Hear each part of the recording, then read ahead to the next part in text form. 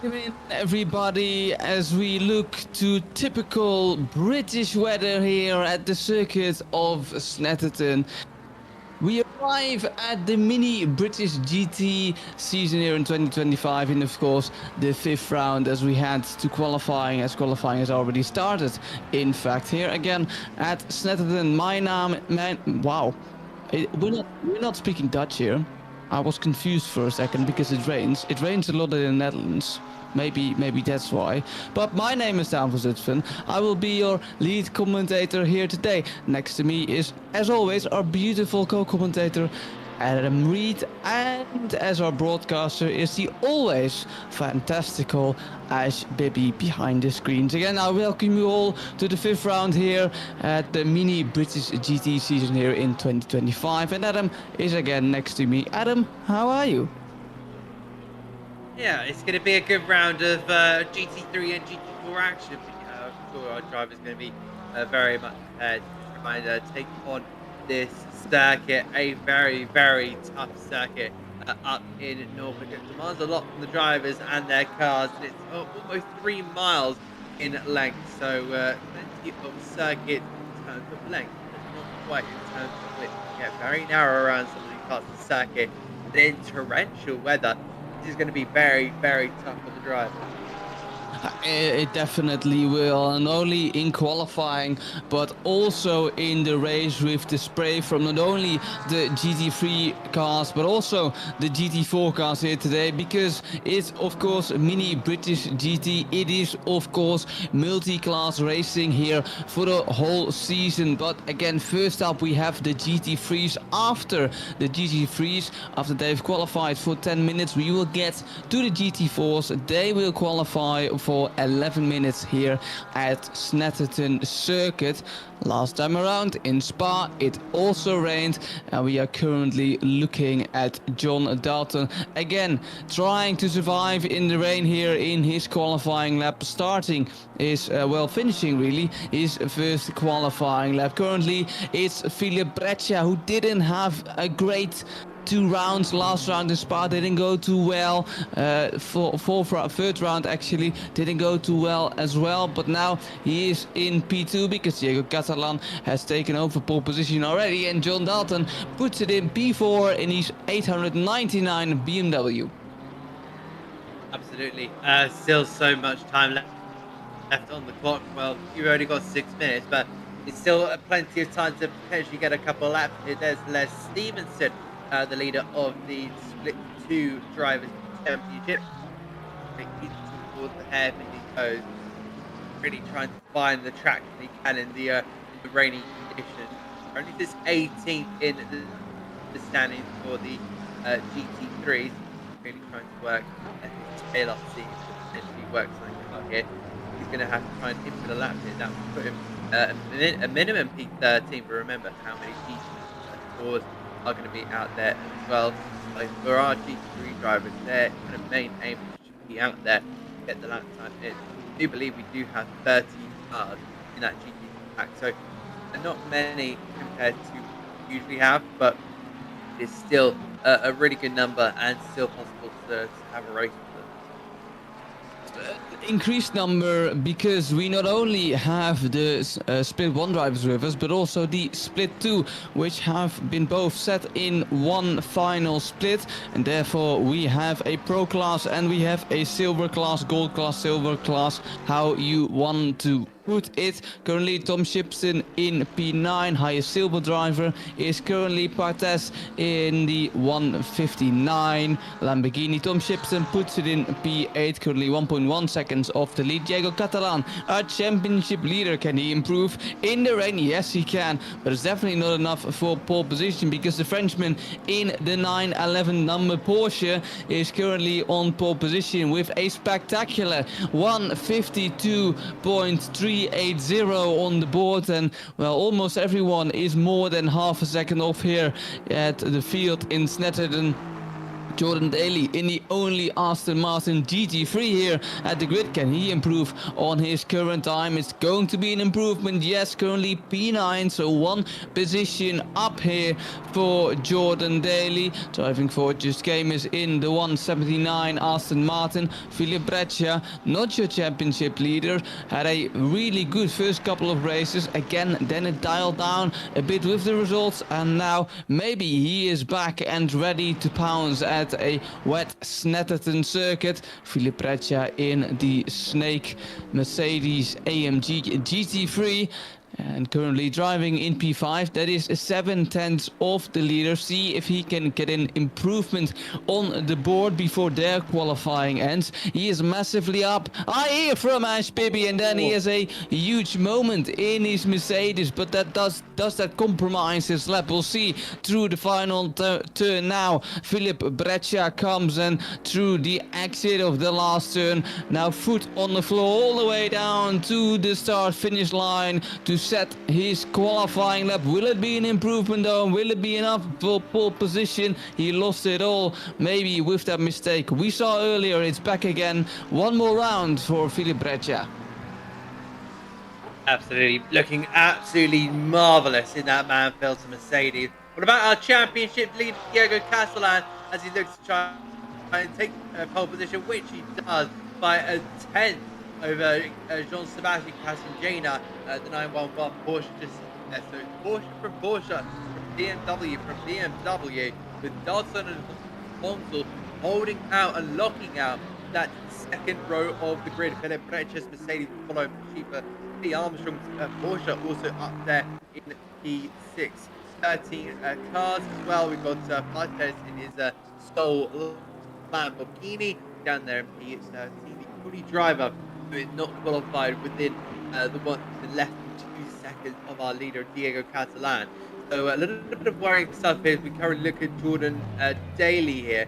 I wonder if this is going to be the last lap for the Aston Martin driver in the 197. It definitely might be. The GT3s are of course a bit faster than the GT4, but they only have 10 minutes on the clock instead of the 11 that are given to the GT4s. So maybe just one more lap, but the lap time at Snetterton in the dry normally can be relatively short, but it's of course wet, which increases the lap time. So that's 152.2, currently quickest by your championship leader Diego Catalan. Philip Breccia, can he improve? Can he take pole position then over the line? He has a nice slipstream. He is up big on his current time over the line. Philip Breccia comes in. It's going to be so close for pole position, but it's not pole position for Philip Breccia as the 911 of Casangena. He goes to pole position, puts it on pole so far because there are still people on the track that might snatch pole position away from the Frenchman. We have the BMW of Marcus Honsel. What can Honsel, the German driver, do in P6? Currently stays in P6. Who do we have more? John Dalton for nearly on pace and currently in P4. Doesn't look like he can set one more lap time as the GT4s are, I think, already lined up then to get their qualifying lap in. Nicolas Keller, the Frenchman, currently in P10. He does have one more lap, but can he improve on that final lap? Then the Frenchman in the 27 McLaren, being chased by your championship leader in the number 75, Diego Catalan, the Spaniard, but currently in P2. It is tight here for the top four. Tom Shipston in his Lexus, if it stays like this, will get his best qualifying results of the season, if I'm correct. Lily Armstrong, the American driver, currently in P9. Can she improve on her current lap time? We're about to find out. Just over 50 seconds to go for her in this final lap. 50 seconds, 40 seconds. Andy Boardman, the lone Ferrari as we know it in this mini British GT season. Can he improve in his 260.96 Ferrari. Actually, he currently P8. Can he improve through the last turn, just shy of just above 1 second of pole position? This is Andy Boardman once again. He comes over the line through the final kink here at Snetterton. Will it be an improvement for Andy Boardman? It looks like it isn't, as he also shakes it with his car. Lily Armstrong, could she improve? Yes, she can improve. Lily Armstrong goes to P8 on the board. We have some more people coming in then, and your championship leader Diego Catalan snatches pole position at the last possible moment as the GT4s head out on track, and it's Diego Catalan, your championship leader, who also starts from pole position. That's a really stunning lap there from those guys. But our GT will be out in the conditions. So they'll get a little bit of a sense of what our GT3s went up against. They've kind of had a bit of time to react to what's been going on. It does seem like there potentially could be a little bit of a lighter rain coming into the last maybe 5 minutes, but over the course of time, not quite being what it's meant to be. So we'll have to see how it all pans out at this moment in time. With Joe Dorber, the first driver out there, he's really exploring the conditions, and everyone else kind of just react to see what he's doing. GT4 is not easy to drive. I this weekend, in fact, was at Sandford where a Ginetta GT4 was driving, and I can believe you that Ginetta GT4 not only looks awesome, it sounds awesome, but it's pretty tricky to handle. It's one of the older GT4s, but the KTM, as we look to the KTM now, currently in the point of view of Joey Darber, then the KTM, it's a bit newer. Maybe it handles a bit better than the Ginetta GT4 counterpart. Currently Joey Darber on his lap again in the rain. So difficult in the rain, but on Assetto Corsa Competizione, the fastest line in the rain is still a dry line, which normally it really isn't, but this is Assetto Corsa Competizione, and we are racing on the dry line. And Joey Darber, still of course with less grip than the dry line, is currently driving in P19 overall. Looks to get that pole position. A little bit of a correction there for Joey Darber. Well, a little bit, actually a big correction there for the man in P19 overall, looking to get pole position once more. That's, and we're just having a look down the bending straight, because Joey Darber really trying to see if he can potentially find the right lines around the circuit. Rain is still coming down dramatically in fine fashion. I can just see now in towards the Brundle and Nelson chicane, just really keeping it nice and steady through each corner, really gentle on the throttle. Joey Darber really trying to work the wheel through the bomb hole. Turns his way in a bit of a flick from the wheel, opposite luck goes, out through the right hander, trying to see if he can work his way towards the line. He'll be hard on the brakes, and it's really difficult in towards the final corner of Barry, but he will accelerate out and reach towards the line. Indeed, he will. The 777 sets the first lap time on the board for the GT4s, and then what will it be? Joey Darber 7.7 seconds off the GT3s, which is not a lot, but currently on pole position by a mile. Callum Kerrigan is the next car up. Mike Redford is the next car up, followed by Ted Ersten, currently in P2, 8.3 seconds off Joey Darber as well, over 5 tenths. Then Alex Davey in his McLaren.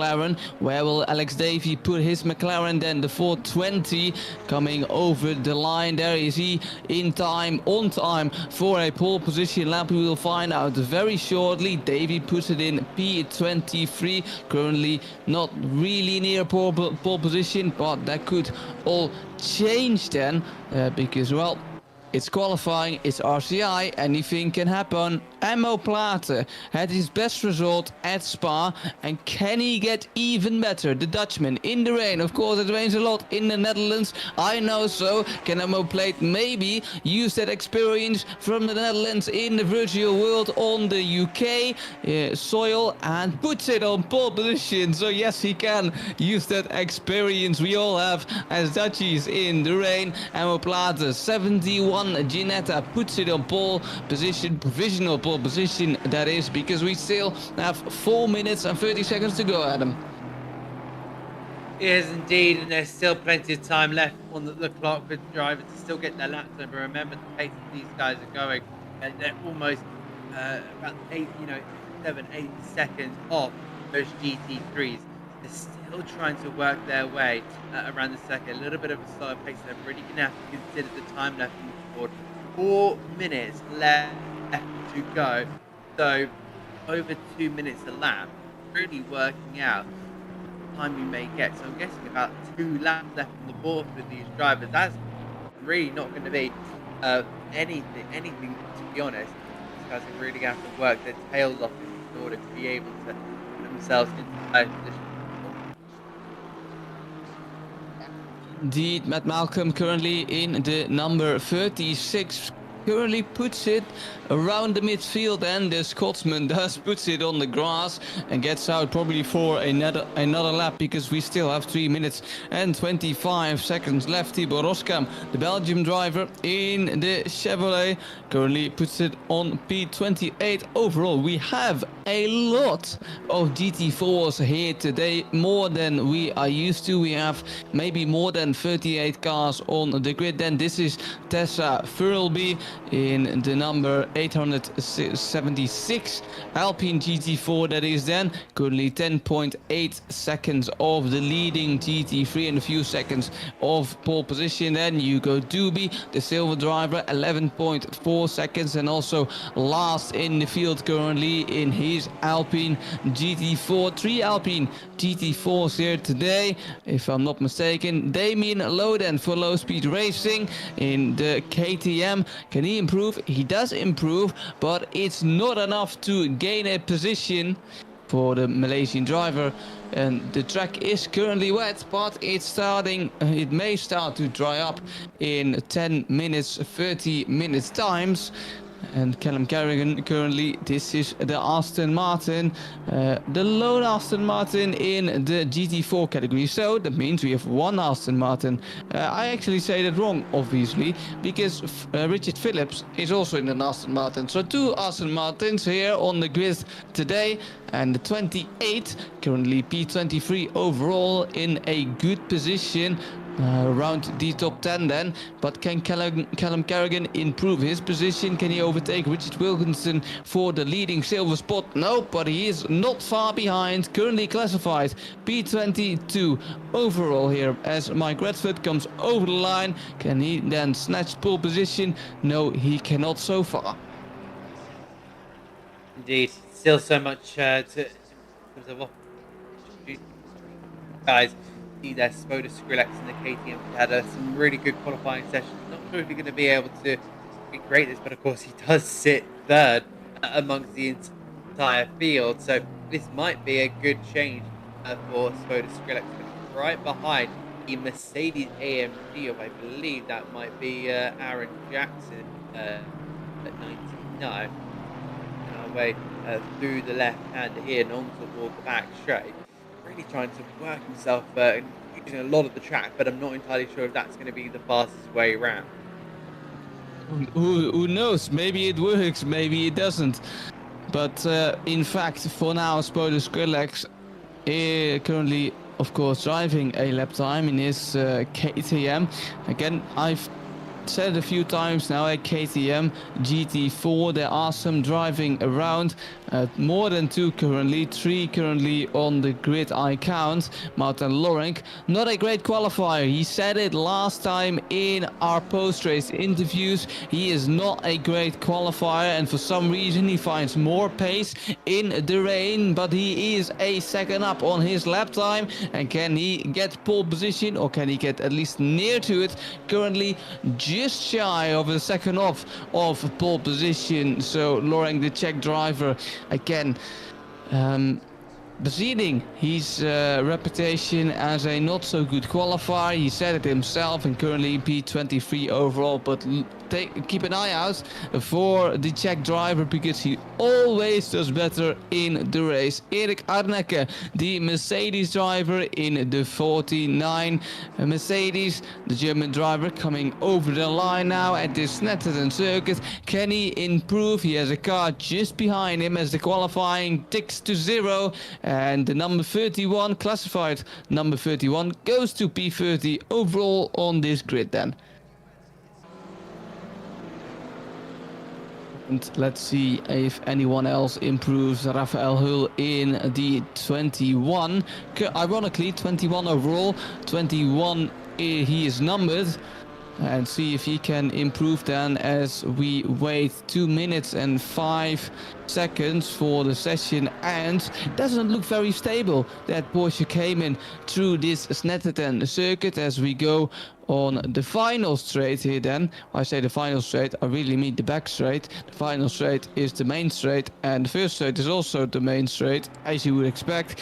Damien Lowe then in the KTM for low speed racing. Again, can he put his car anywhere near the field of the top silver class? Currently last classified silver driver on the grid, and that is to P32. Good improvement there by Damien Lowe, and maybe Alex Davey, the silver driver, can also try something, but it probably isn't meant to be. He loses control of the car over start finish line at the exit of the last turn.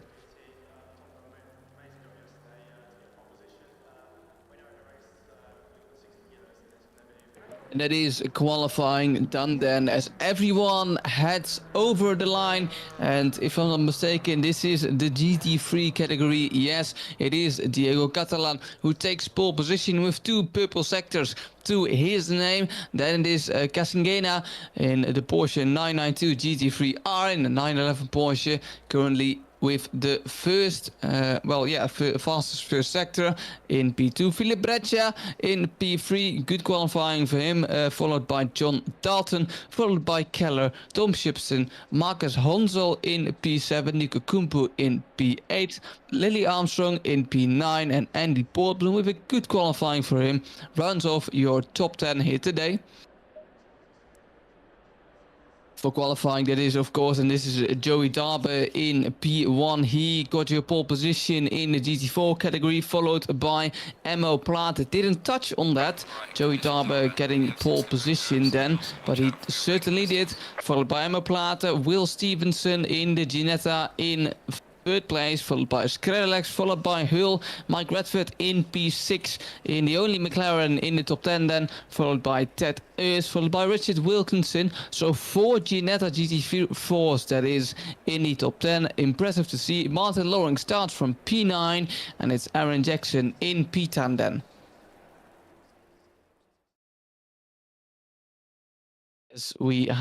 As we wait for the first race, for the 5th race here of the season, as we, I think, head to the standings. Couldn't really hear Ash Bibi there through my ear.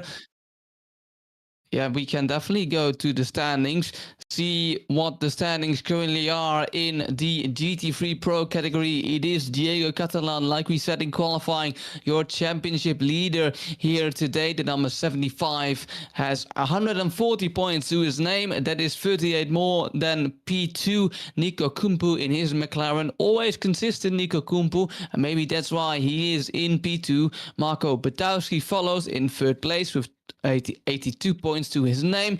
Then it's Niels Engelhardt with 69.5 points, followed by Philip Breccia with 66.5 points to his name. Then it's first Britishman John Dalton in P6 in his BMW M4 GT3, followed by another BMW of Marcus Honsel. Rare Lexus in the field. Tom Shipson drives that in P8 currently in the standings.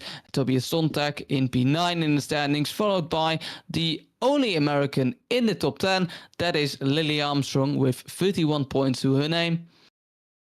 And then it's Frenchmen who look to have a good qualifying here with 25 points, then followed by Jake Howling in P12, followed by Carlos Calaciud in the Mercedes. The Spaniard has 18 points behind his name, so that is a shared P12 with Jake Howling, followed by Frenchman Nicolas Keller, followed by Jordan Daly in P5. It is Nicole Fox in P16, and the lone Ferrari in the field of Andy Boardman is P17 in the standings with 3.5 points behind his name, and it's Konrad Jensen last here in the general standings, and everyone with a dash has signed out.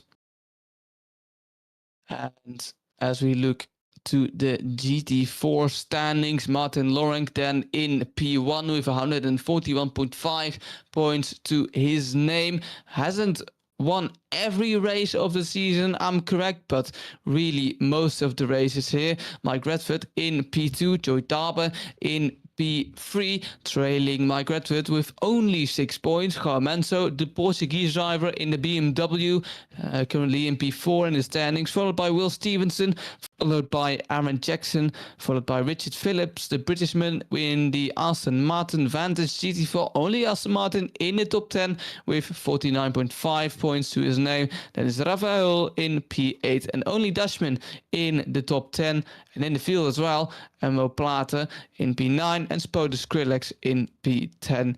Only Austrian, if I'm correct as well, in the field, Ted Urs in P11 with 40 points behind his name, followed by Thibaut Roskam, followed by Martin Foster in his McLaren, P13 in the general standings with 19 points behind his name. Mercedes driver Eric Arneke then in P14, followed by Scotsman Matt Malcolm. Always nice to see one of our own driving. Mercedes AMG GT4 for Matt Malcolm. Oscar Guria in P16. Lillian Sinclair in P17, followed by Noah Ackerman in P18, followed by Joel Kelly in P19, and well, everyone with a dash has signed out, so that's all the way from P16 to P20. I saw it a bit late there, and see then if we no, we don't have our Adam Reed back. He's going to be back pretty soon, I presume, and so we have a little time to well, think about what the drivers are going to do here at the start of the race. It is going to be a wet first race here at the Snetterton circuit. We have two 30-minute races here lined up for you today. Again, just like I told everyone last time at Spa, we do rotate here a bit with the formats, with the race formats. We had two 1 hour and 30-minute races, one at Silverstone, one at Spa. We have a few 1 hour races and a few 2 times 30-minute races, and one of those times it's currently here at Snetterton as the drivers head out for their outlap, Adam, and see what they think about their outlap. Adam, are you back? Dennis is back so far. I'm sure we'll get that sorted out soon. But the Ginetta GT4s we see here as well. Diego Catalan again on pole position, but it's Joey Darber on pole for the Ginetta GT4s. Like I said in qualifying, it's then Emo Plata in P16 overall, P2 on the GT4 grid, and Will Stevenson in P3.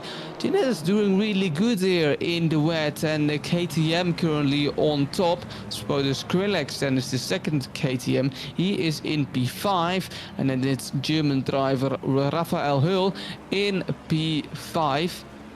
P5 on the grid in the, well, I want to say only Porsche, but I'm not going to because I'm not sure, in the 21 Porsche. And well, if you're a driver who doesn't really like the wet, you're going to struggle this race, because I think we are going to get 2 wet races here. Who did well in the rain then? Well, Diego Catalan did well in the rain last time around at Spa.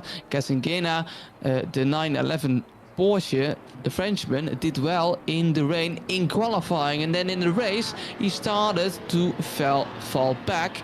Niels Engelhardt, I can't see Niels Engelhardt on the grid today for the GT4s, also did well, took pole position then, but then fell down through the race. just like his teammate did. So that's going to be very interesting. Tom Shipson.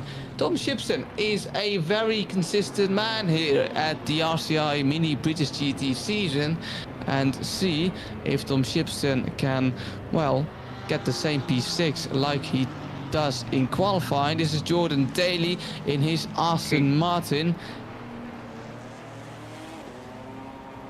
Can you hear me now? We can hear you, Adam, with a bit of white noise in the background, but surely that's fine. Anyways, Jordan Daly currently in P12.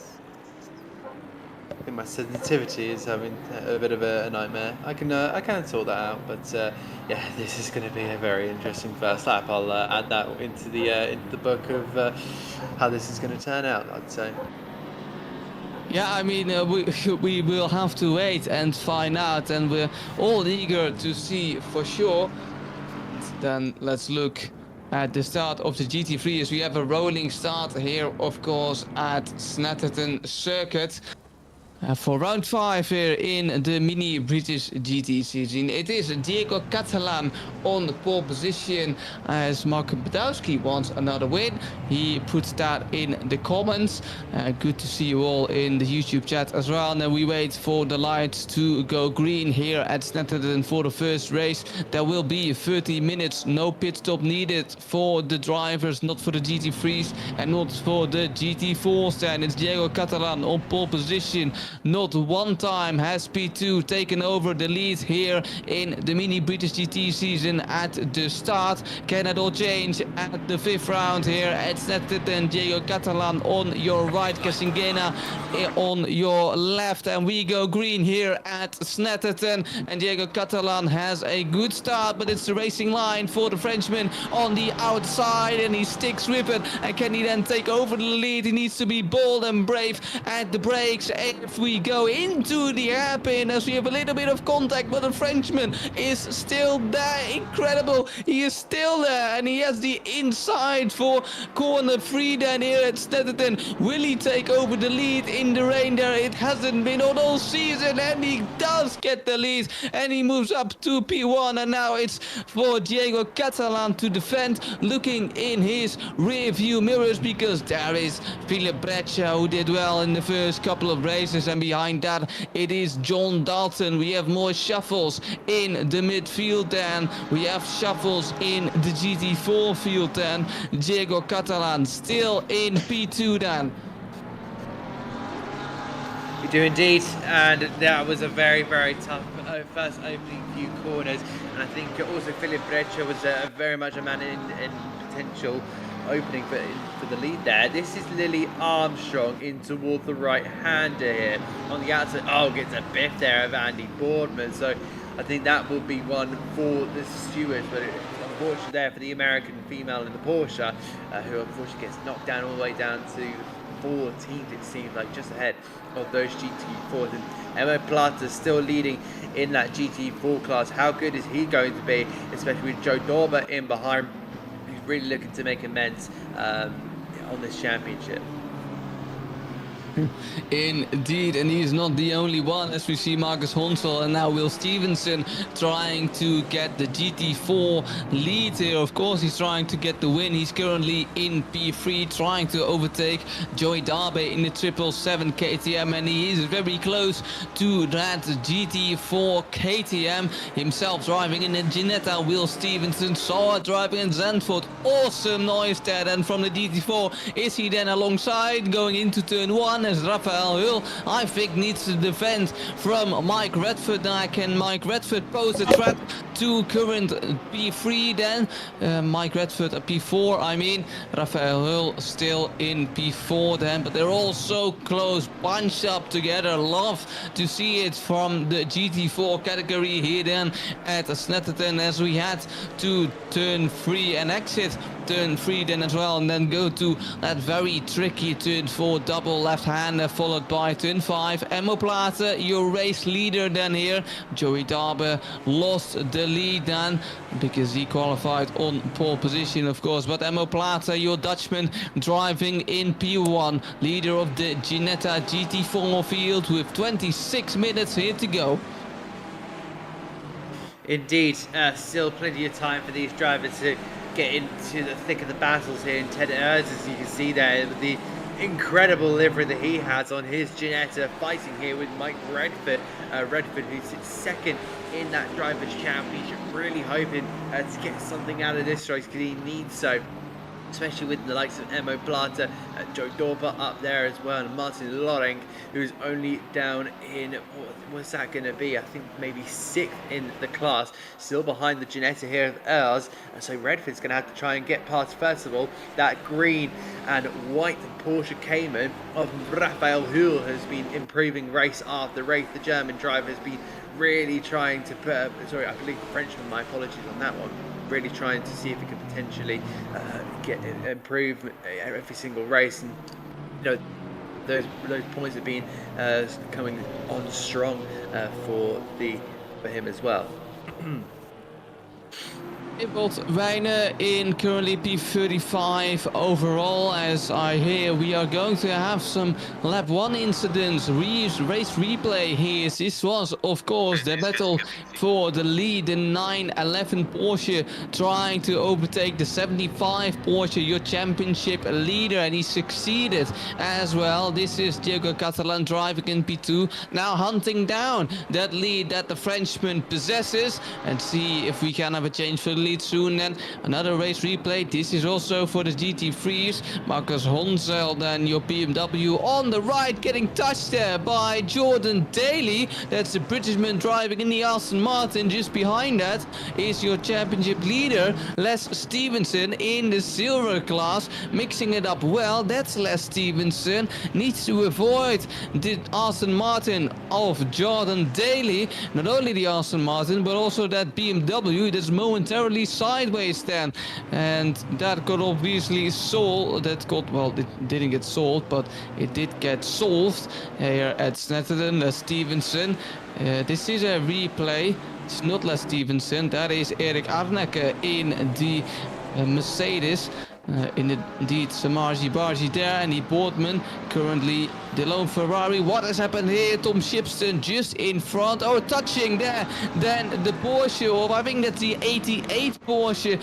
Couldn't really see which Porsche that was. Lily Armstrong drives the number 88 Porsche, of course. Going to be devastating there then for her, as we have more race replays. This is GT4, Mike Redford on your right hand side, Raphael Hull on your right hand side now, and it's going to be Mike Redford diving down in turn 2 actually. Monsiolo, Raphael Hull then goes almost completely sideways. If we have more race replays coming in, then Diego Catalan, is this a move for the lead? Oh, this is a tap for the lead. Diego Catalan spinning the 911 around, waiting I think as well, or does he? No, he's currently in P3, live stewarding here today, ladies and gentlemen, so I'm sure, Adam, that will get looked at. Oh, more incidents. Oh, no. Indeed, yeah, that was Sean Sebastian Castanjena, and he's doing a good sportsmanship moment there of letting past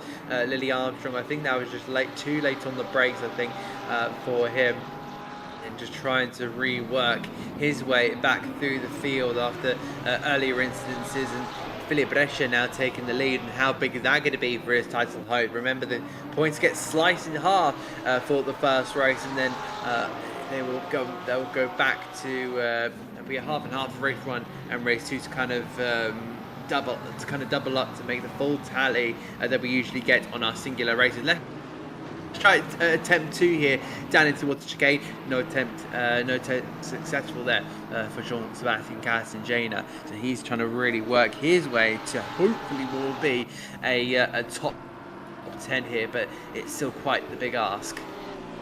It definitely is, but again, this is RCI, everything can change here, especially at a wet Snetterton. This is your battle for the GT4 top 5 positions. Then Martin Loring who started P9. I predicted it, and I kind of, well, he said it himself, he's a bad qualifier, Martin Loring, but now through the race he tries to make his comeback for the lead. Then driving for RCI Esports, always a pleasure to see one of our own, as we have 22 minutes left here. The track is currently damp, it's not wet anymore, which means the drivers have a little bit more grip here at Snetterton.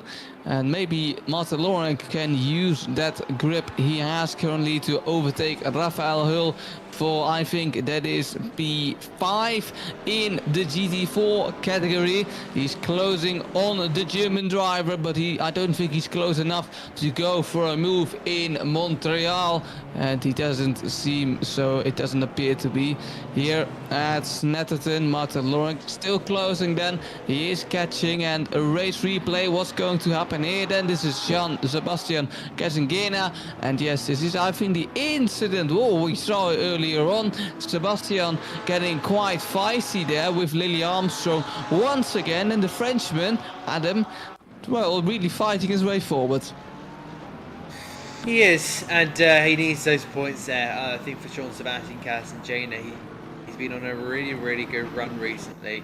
You know, I think there's been some really good stuff there from the Porsche. Like he's had a DNF last time out in Spa, but he's also had a P3 out in round 2 at Alton Park. Also race 2, I should say, at Alton Park. So for sure, there's some really big opportunities for Jean Sebastian Casengena. He just needs to keep it on the track here and avoid the silly mistakes, and I think he could be a serious contender up toward the top 5 of the championship. But you know, easy as you like, he'll definitely be a big contender, maybe even do we dare talking about it next season, mini British GT Championship, as he sides his way up the inside there. I think that was Peter Lundqvist who's maybe getting pushed out there on this occasion. That could definitely be Peter Lundqvist indeed. This is another race replay of a moment in the GT4 field. Joey Darby, so that is for the top position. He does get touched there by the Ginetta GT4 then, but they do keep themselves alive. Joey Darby had a collision with Will Stevenson, but it did not end it in tears, and well, who can blame them, because the track is already wet enough. Joey Darby driving for Rebound Racing, still driving in P2, just ahead Emmo Plata in P1. Indeed, GT4 is definitely still a huge opportunity for these guys to gain some great points, you know, especially with Martin Lorenk still setting right back. He's not in that position where he can go out and fight. He's still just trying to lag behind and keep up with the rest of the pack. So definitely keep an eye on a lot of these drivers who are really trying to fight up at the top end of the field. We see now Peter Lundqvist, and it was indeed Lundqvist who got kind of pushed out there at this moment in time, and I really think that he's just trying to push on. He's still third, and that's Jean Sebastian Casengena, and that was a big spin there for the number 911. And unfortunately for him, he's going to go right back down the field, down to P14, last of our runners. The race goes from bad to worse, and for the Frenchman, as we see the race replay of that incident, yes, did so well to get in front of this group and then throws it all away on his own merit, and that is Jean Sebastian Casengena. Not having the best race once again. He didn't have a great race in Spa, fell down back in the midfield really at Spa, and now really at the back of the GT3 categories. 14 GT3s are driving here today. Jean Sebastian Casengena is last, and I think that's not a happy Frenchman, Adam. No, of course, that's going to be really frustrating, but there's still plenty of opportunities coming in for the next round. Here is Callum Kerrigan in his pink and black Aston Martin as he carries his freight all the way down the straight. He's really seeing if he can potentially put himself into a decent position. He's got Reese Wilkinson a couple of places ahead of him, but I wonder if that will be a potential battle, but it doesn't seem like, especially with looks like the Ginetta being over 2 seconds ahead of Richard Phillips here, so definitely this is the battle you need to be going after, and that driver just turning in towards Palmer's, or the left-hander, as some people kind of not sure about the corner names around Snetterton. Yeah, that was Reece Wilkinson. So still a little bit of a gap, but if he can manage to sweep on past Jackson and Phillips, this is going to be huge for his race and hit the Split 2 championship.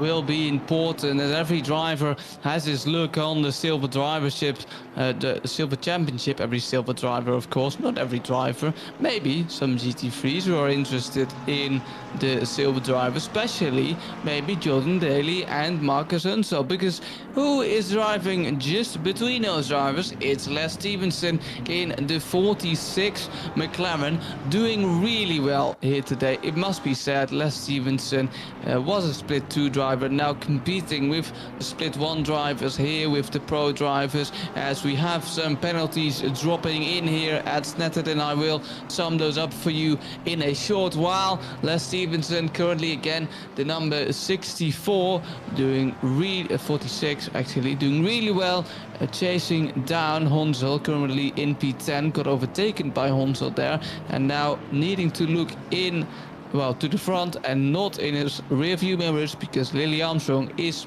well, quite a big gap of 5 seconds away. But Les Stevenson doing his best to keep that McLaren on track in a wet Snetterton.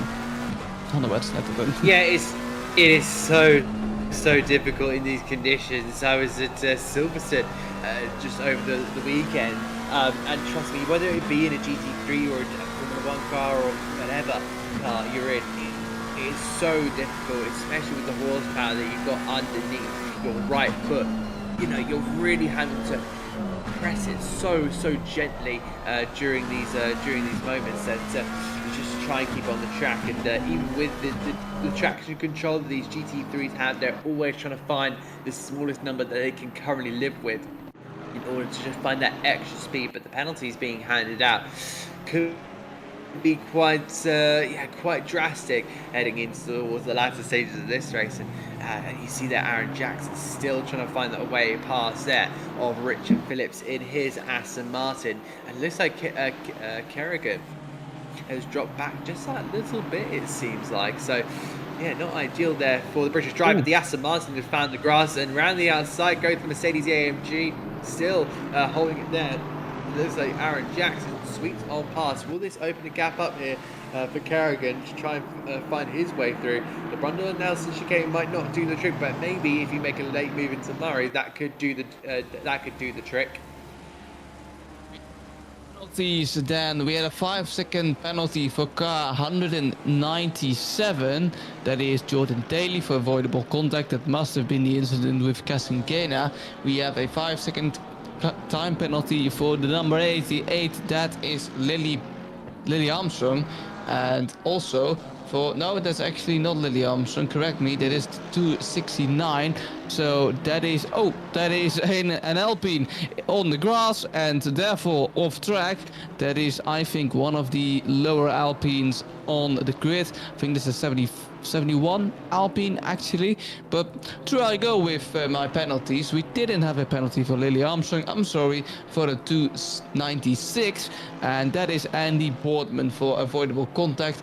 We have some warnings, we have some minor contacts, then we have a 10-second time penalty for car 75. Who did I see a GT4 getting shoved wide there then by some GT3s, or is it a GT4 with damage? I can't really see. Back to my penalties. I round them off. 5-second car penalty for the 911. That is Casingena, not a surprise there. And Diego Catalan, yes, Diego Catalan also has a 10-second time penalty. That is for his incident with the Frenchman as well, driving in P13.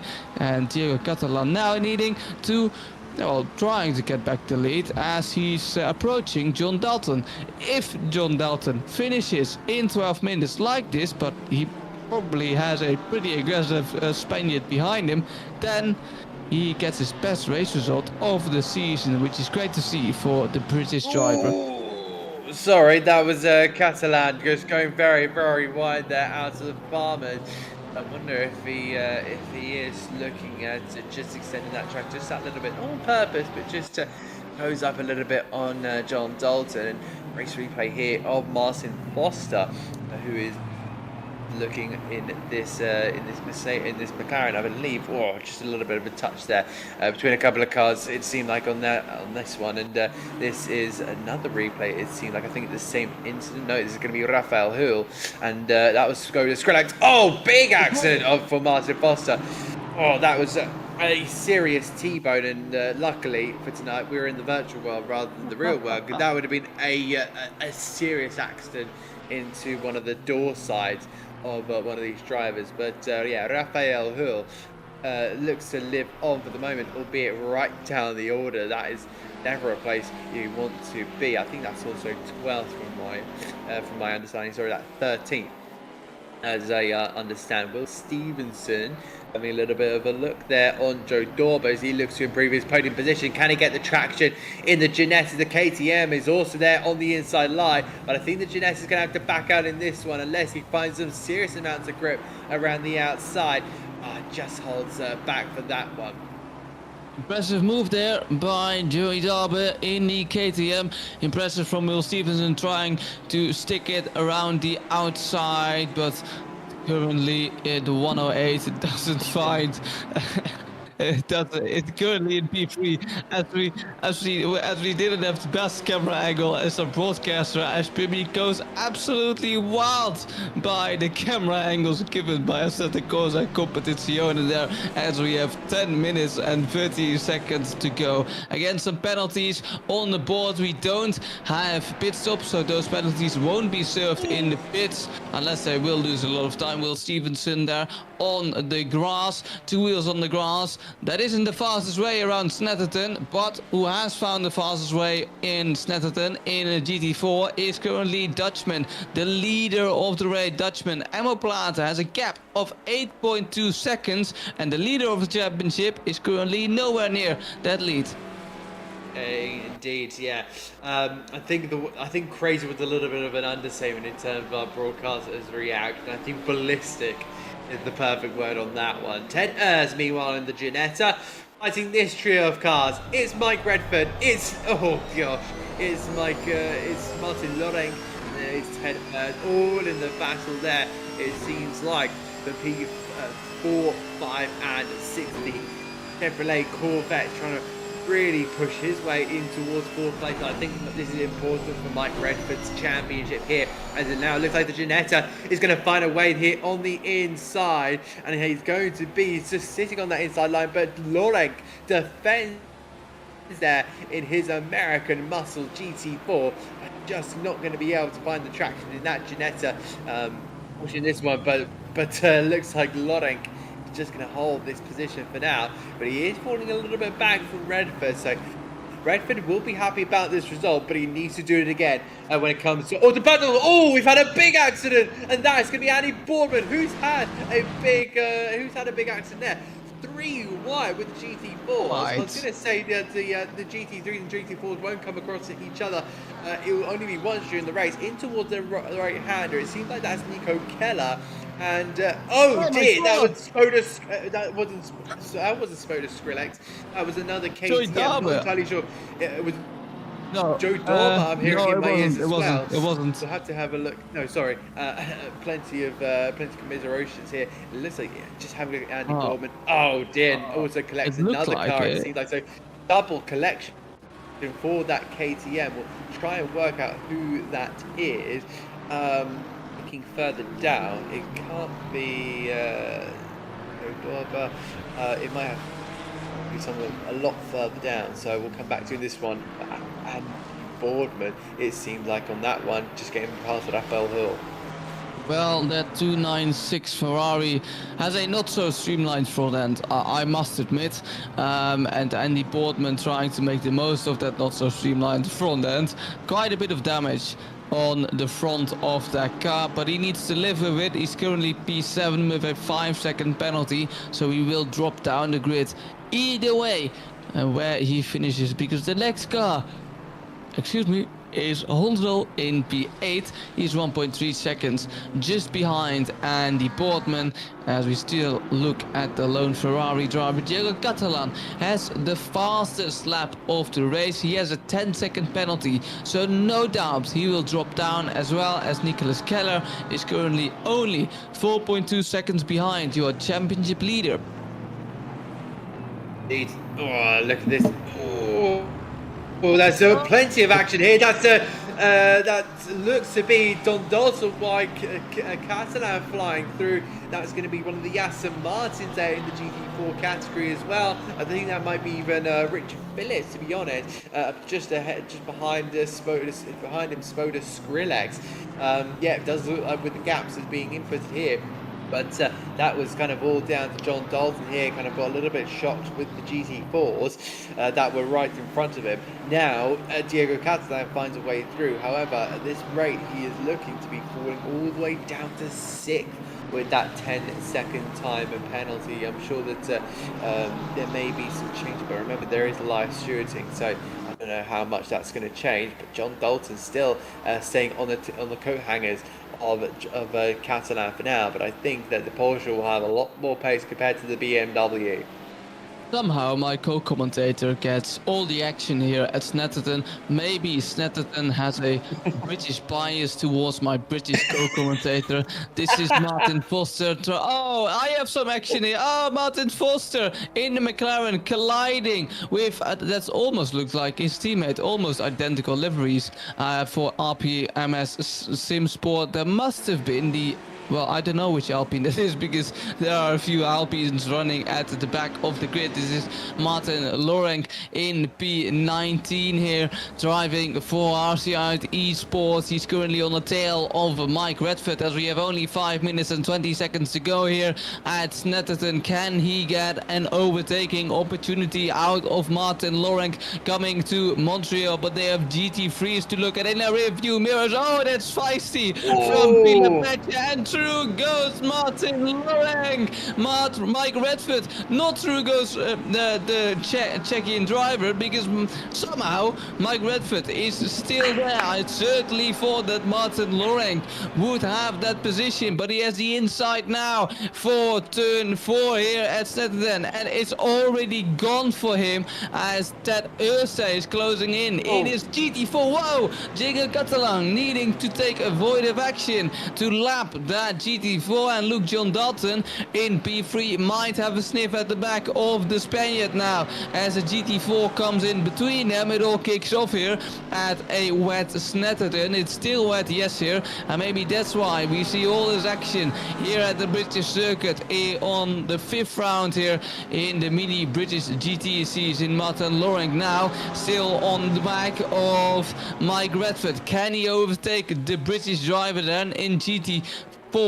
John Dalton on the outside of Diego Catalan. No way you can get an overtake in that corner, but look at him. Oh, they grabbed John Dalton. He's got him. Diego Catalan, the Spaniard, absolutely surprised that John Dalton could hang it around the outside at that corner as we approach the final corners of this lap. John Dalton had an amazing overtake. Beautifully done. And look at this, that's Catalan getting held up there, and I think there's going to be a slight bit of contact, maybe, no, just about surviving. That's one of the moves where you have to just about your cheeks and go, oof, how did they survive all that? Well, at least they all get to survive this time around, and Dalton will very much be in front on this one, but it will catch them and see an open door and try and look for it. And it looks like one of our drivers has just retired back to the pit series. It seems like there is Nico Kumpu, and this is a very, very strange sight. I'll tell you why, because this driver is second in the championship. He got hit earlier by the GT4 KTM, where he probably had very little room to go through. Oh, he's gone into the side there of one of the Porsches, and oh, Nico Kumpu, it's all fallen apart for the Finnish driver, the runner-up in the championship. That is drama here at Snetterton, as we have seen so much drama already here at Snetterton, and we still have a second 30-minute race to go. Crazy amount of spectacle here at the British circuit. Nico Kumpu now diving down the inside of an Aston Martin. That's the Aston Martin of Richard Phillips, trying to avoid the GT3s as well. Richard Phillips currently, I think it is P10 in the GT4s, in the GT4 category so far in this race. Just behind him is another GT4 Aston Martin, Callum Kerrigan, who also, by the way, is one of our members of our social media team, just like me. So if you haven't done it already, go over to our socials, because those are active again. We have Instagram popping off with highlight reels, not only from this race but also from the other races in the week. And just after that, Jean Sebastian showing his aggressive side here at the Frenchman at Snetterton, trying to lap those GT4s then, as he is P11 currently in P5, and he goes wide, and it all goes wrong again for Jean Sebastian Casingena. Currently it drops down a place as well, loses that place to Nico Kumpu. Drama for the Frenchman in this race. Yep, I think it's just a little bit over aggressive on this one, and unfortunately there for Casingena, the Frenchman just not seemingly to be comfortable in this car. He does have that 5-second time penalty to go along with his time, so that's going to be an so hellish race. But you know, there is an opportunity for these guys to now reset after the race is over. Speaking of this race being over, I think we're going to be going on to our final lap. Where is the number 25 GT3 there? That is Philip Breccia. Just think we're going to be getting one more lap. This is actually going to be pretty tight here, Dan, because there's 30 seconds left to go. I think this is the last lap, in all honesty. I think we've actually led ourselves onto this last lap. So the Czech driver of Philip Breccia, who wasn't able to make it to the Spa race, he comes in towards the last couple of corners. He is led from light to flag, and on this one, it is going to be a super sweet win in the rainy conditions of Snetterton. One more corner to go. He drifts out in the mistake. The clock hits 0. Philip Breccia returns with a victory here at Snetterton. The flag is waved, and that's exactly what the Mercedes driver wanted, and the snake bites the rest of the field. Indeed, Nicholas Keller coming home in P4, but it's Emmo Plate who wins in the GT4 category. The Dutchman dominant from the start here at Snetterton, as he keeps bay from Will Stevenson, the British driver, in the second Ginetta GT4. Les Stevenson wins in the silver class in this first 30-minute race then. Here at the British circuit is Peter Lundqvist in third place then, and Ivan Patas in P13 actually. That is second place then in the silver category. Rafael Hull coming over the line, won't be too satisfied with his race. Richard Phillips maybe won't be too satisfied as well. Rudy Veelmater, the African driver, P3 in the silver category in the GT4s. That is correct indeed. And this is Matt Malcolm, the Scotsman, doing a little bit better than he did last time around. Matt Malcolm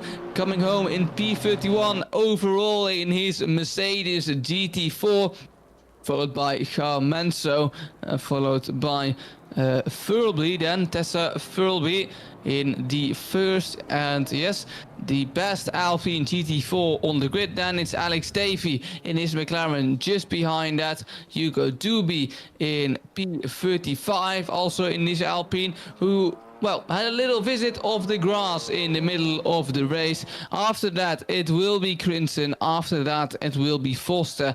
And I think Damien Lau is the last one to finish here.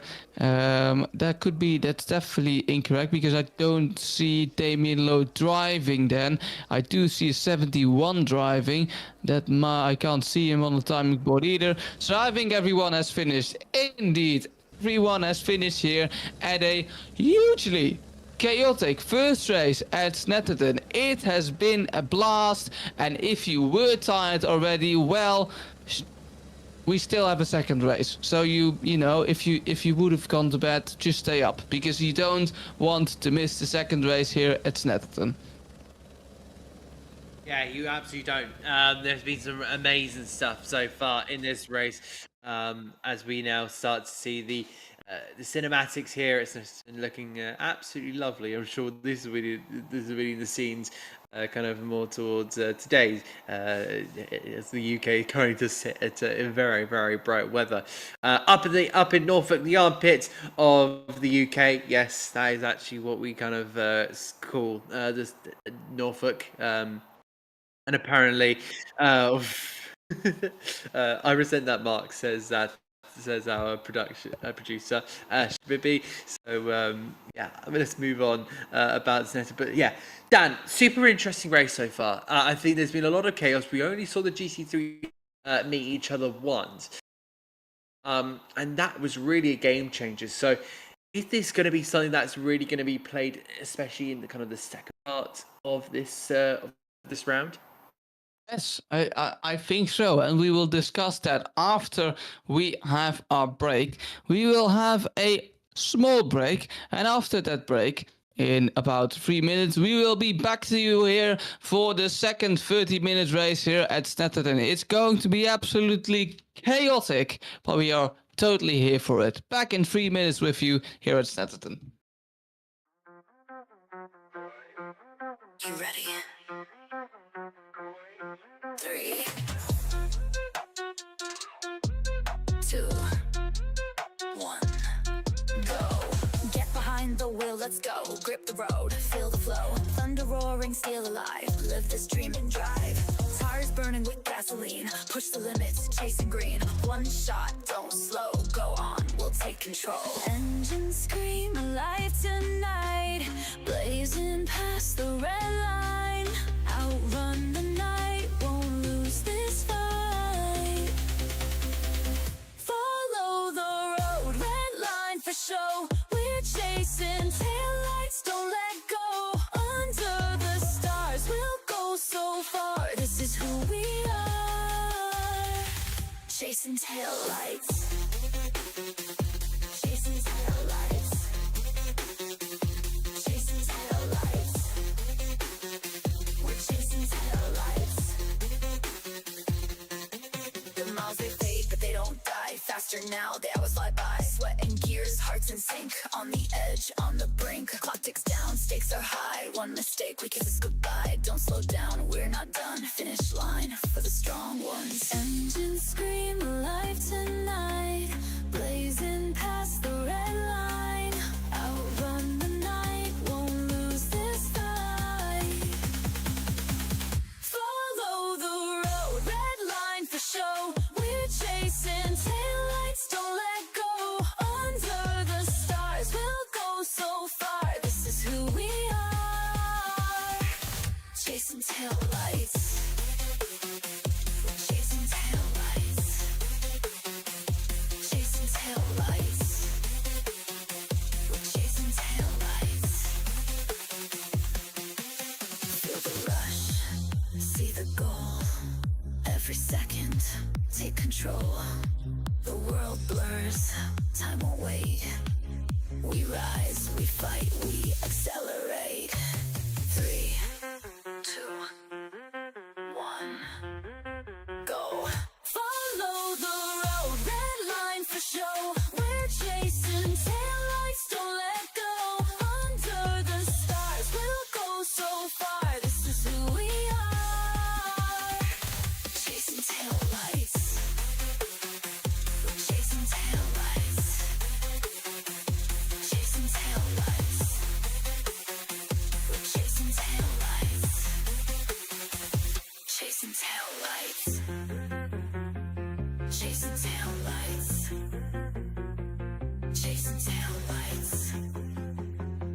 We're chasing taillights. We're always chasing taillights.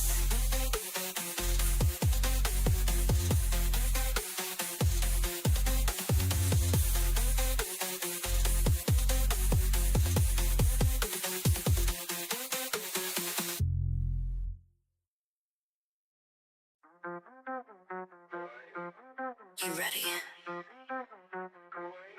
3, 2, 1, go. Get behind the wheel, let's go. Grip the road, feel the flow. Thunder roaring, steel alive. Live this dream and drive. Tires burning with gasoline. Push the limits, chasing green. One shot, don't slow. Go on, we'll take control. Engines scream alive tonight. Blazing past the red line.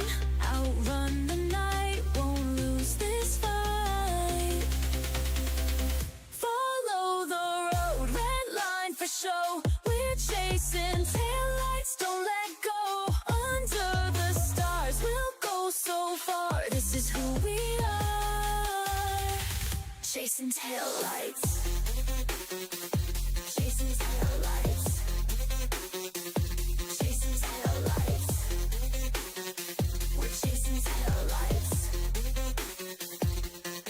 The miles they fade, but they don't die. Faster now, the hours fly by. Sweat and gears, hearts in sync. On the edge, on the brink. Clock ticks down, stakes are high. One mistake, we kiss us goodbye. Don't slow down, we're not done. Finish line for the strong ones. Engines scream alive tonight. Blazing past the red line.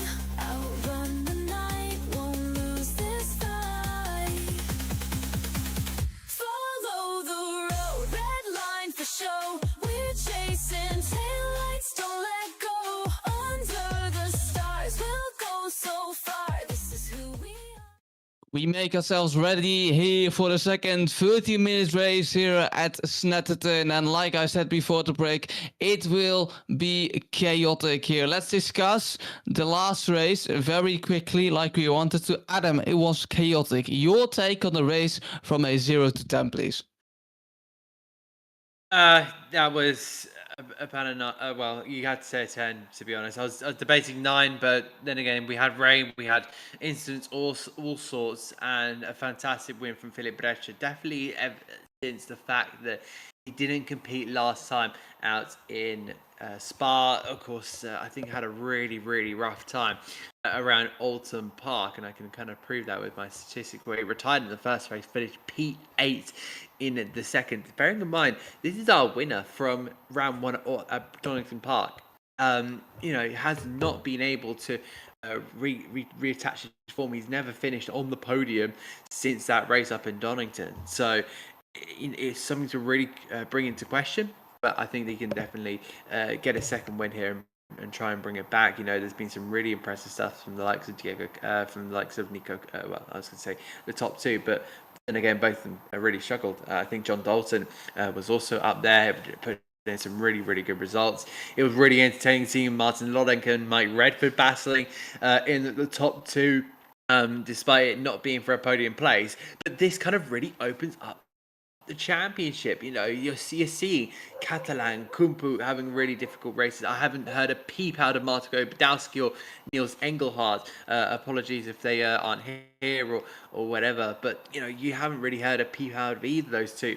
Lodenk and Redford are outside of the podium spots. Joe Dorbo is third in the championship in GT4, so there's still so many potential open opportunities for these drivers. I think what they need to do is just carry on their momentum and just use this kind of position to really better their position in the championship, especially where our leaders are faltering in this moment in time. There's a big opportunity to take advantage, and it may not be a close-in on the championship league, but it can definitely improve your position and really set you up for maybe further improvements in your either sim racing career or maybe even your British GT 2026 season. You never know. Couldn't have worded any better.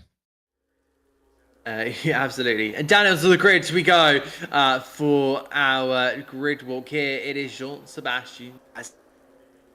A very difficult start for him at the first race, but then we find the man filter of Philip Breccia, and seeing that livery, oh my goodness me, I love it. It is just superb to see that car out there. John Dalton coming up next, and he's been a very much driver to really keep an eye out for. And then we see that Nico Keller, who's all the way down, came into this weekend, I believe, let me have a look at my stats there, 14, so he's really working well there. Tom Shipston, really hoping to get a really solid result for himself there. And then we find Marco Honsel. This is going to be an important race here for Nico Kumpu. Of course, had a very difficult start back in when it came to race 1. You know, he's got to make an improvement here at some point. Then we see this next row of the grid where we find Lily Armstrong and Andy Boardman, and then we find the 5th row ending off with Les Stevenson. Les Stevenson, of course, our winner from the split 2 race, so definitely good stuff from him. He's going to be really working to try and put himself in the top 10.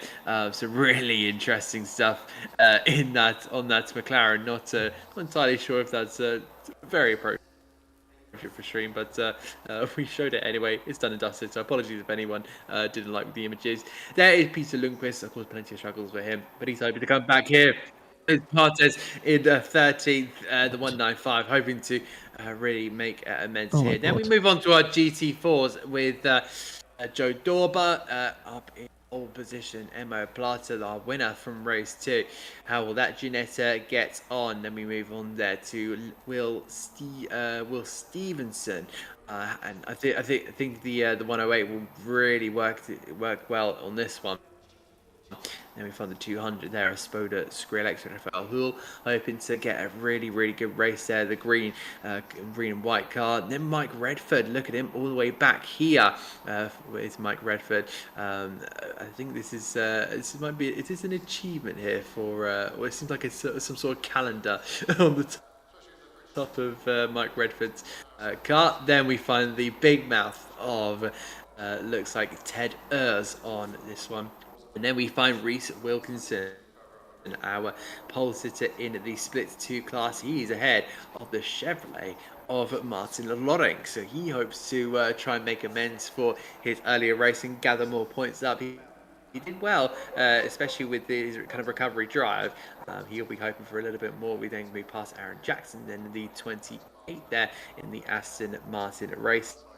And we find our number 22 in this one. I believe a couple of them from the Split 2 class. There is Martin Foster getting caught up in a couple of incidents. You hope to get in a few less compared to earlier's race. And just further on down the field, these are the drivers that just hope to move their way through the field. Some of them in silver class as well. So keep an eye out there on the left hand side to see which drivers are in silver class and which ones are in the main split 1 class. There is the Flying Hellfish, it seems like, on the side of the number 14 of Eric Ardenecker's car as well. And then we come to one of the 3 Alpines there in split 2. Of course, the split 2 was open to both splits, but it looks like only split 2 is kind of used. This one, in this case, there we find the number 972 using the Ginetta. And then we look more toward the back of the grid, and you can see right at the back there is Diego Catalan. So for some reason, Diego Catalan is going to be sitting right at the back of the grid. Also, Charles Manceau in the BMW there, the 222. The sole BMW in the GT4 category. He's 4th in the championship, and that's not a position he wants to be starting. And then not Philip Brescia, the championship leader of Diego Catalan. How big is that going to be for him? Starting right at the back of the pack. He's got a whole GT4 category field to get through before he even reaches the first car in the GT3 field, that being Partes in the Lamborghini. Very beautiful, all these liveries. Do you also know what's beautiful, Adam? Not sure. I'm going to say... I'm not going to say it, producer. He's saying, well, Yeah, I'm trying go on. to figure out. I'm trying to figure out Every answer is the- correct. how I What can is say beautiful? what's it? A racetrack. I'm saying a racetrack on this one. Sim racing gear of IMB Racewear, of course. That's what I wanted to talk about because they provide your best sim racing gear for sim racing, of course. Then while you're at it and you want to get faster on the track, of course you want to get faster on the track, you might have a look at our beautiful partner, Coach Dave Delta. They provide you with a fantastic Delta setup to work on your setups and on your Delta as well. So go to Coach Dave Delta for your best setups. And Delta, we also have Greenman Gaming for all your best gaming gear. Of course, we can't forget our beautiful partners of Greenman Gaming. Then we of course have Motorsport UK. We can't forget Motorsport UK. Go over to their website to find a lot of great sim racing series and racing series as well. Back to the action then here at Snetterton. We prepare ourselves for the second 30-minute racer, and not only a second 30-minute racer, a second wet race here at Snetterton. We have our championship leader at the back. Like Adam said, we have GT4s who will need to get lapped. It's going to be absolutely chaos. Be ready, ladies and gentlemen, because you don't want to miss this. No. You're seeing there in the top right, the rain is still going to be with us throughout the entire race. Temperatures and usual temperatures looking pretty well. Track temperature looking pretty low. The usual temperature that's looking very British. It seems like 23 degrees, but in torrential rain weather. I'm not sure how that's come about. I'm sure that usually should be less than 20 degrees, but now we're seeing a couple of more cars right towards the end of the field. You're seeing the likes of Hugo Duby, Joe Monceau, and Tessa Thurbley hoping to make some big positions, as well as Fulmata, the South African there in 33rd. But now we have to move to the front of the field because we're now about to go green for the second race here at Snetterton. A little bit of a concertina effect there happening at the final corner of Murray's. Jean-Sébastien Cassangena in the 911 Porsche. The Frenchman will lead them to the green for the second time here in Norfolk, here in Snetterton. We wait for the lights on the gantry. We go green here in Snetterton, and already a big jump there for Philippe Breccia as he cuts across the Porsche. That's a big move there in toward the first corner of Riches, and now Philippe Breccia will take the lead here. And will he go on to potentially win this race? He hopes so, but for Jean-Sébastien Cassangena, he's already hit the rear of the Mercedes. John Dalton will also look for an opening opportunity, and that was going to be the Lexus of Tom Shipston. It seems like going for a hard speed. Someone else is off on the ground. Onto the grass. Someone's in the Armco. Barry on the left-hand side. Replay already. So really good stuff there from our production team. And it was Nico Kumpu who sent around the Lexus. What happened here on exit? Oh, not quite sure on that one, but plenty of cars there. Kumpu, I was going to say Kumpu involved in it, but he seems like he's still on track. That's Aaron Jackson. That is big action. Oh my goodness me. I think that was Les Stevenson in the air. The bonnet there of it looks like Martin Lawrence Martin Lawrence. His boot was sorry, not his boot. Yeah. His bonnet was open, and a red flag here for our drivers. That was a spectacular accident. And we'll try and make sure everything fits, but it will be a reset from here. My goodness me, Dan, that was probably more carnage than I would have thought that would have been. I thought everyone knew what they were meant to do, but evidently not learned from the first race. No, indeed. That wasn't the best start. Wow. I mean, what can I say? I think we had a red flag at, correct me if I'm wrong, Alton Park as well. And that was also for the second race, ironically. And what happens at a red flag, well, we of course restart the race, but if we get such a crash one more time and everyone is involved, then sadly we won't restart the race and that crash would need to resolve itself. And maybe now the drivers need to cool down a little bit and need to revise their strategy for the race, because if you have an incident now, it is really game over for you at the second race at Snetterton. Well, we could have really expected this because it's wet. It's a tight track here at Snetterton. Not a lot of overtaking opportunities if you don't dare so. We already had a grid walk. We can do another one if we have the time. 3 minutes and 10 seconds to go. But yeah. I mean, I must correct Adam there. Of course, the most beautiful livery on the track here is from our silver championship leader, Les Stevenson, the Roker Poker livery. How could we forget? Shame on you, Adam. Shame on you.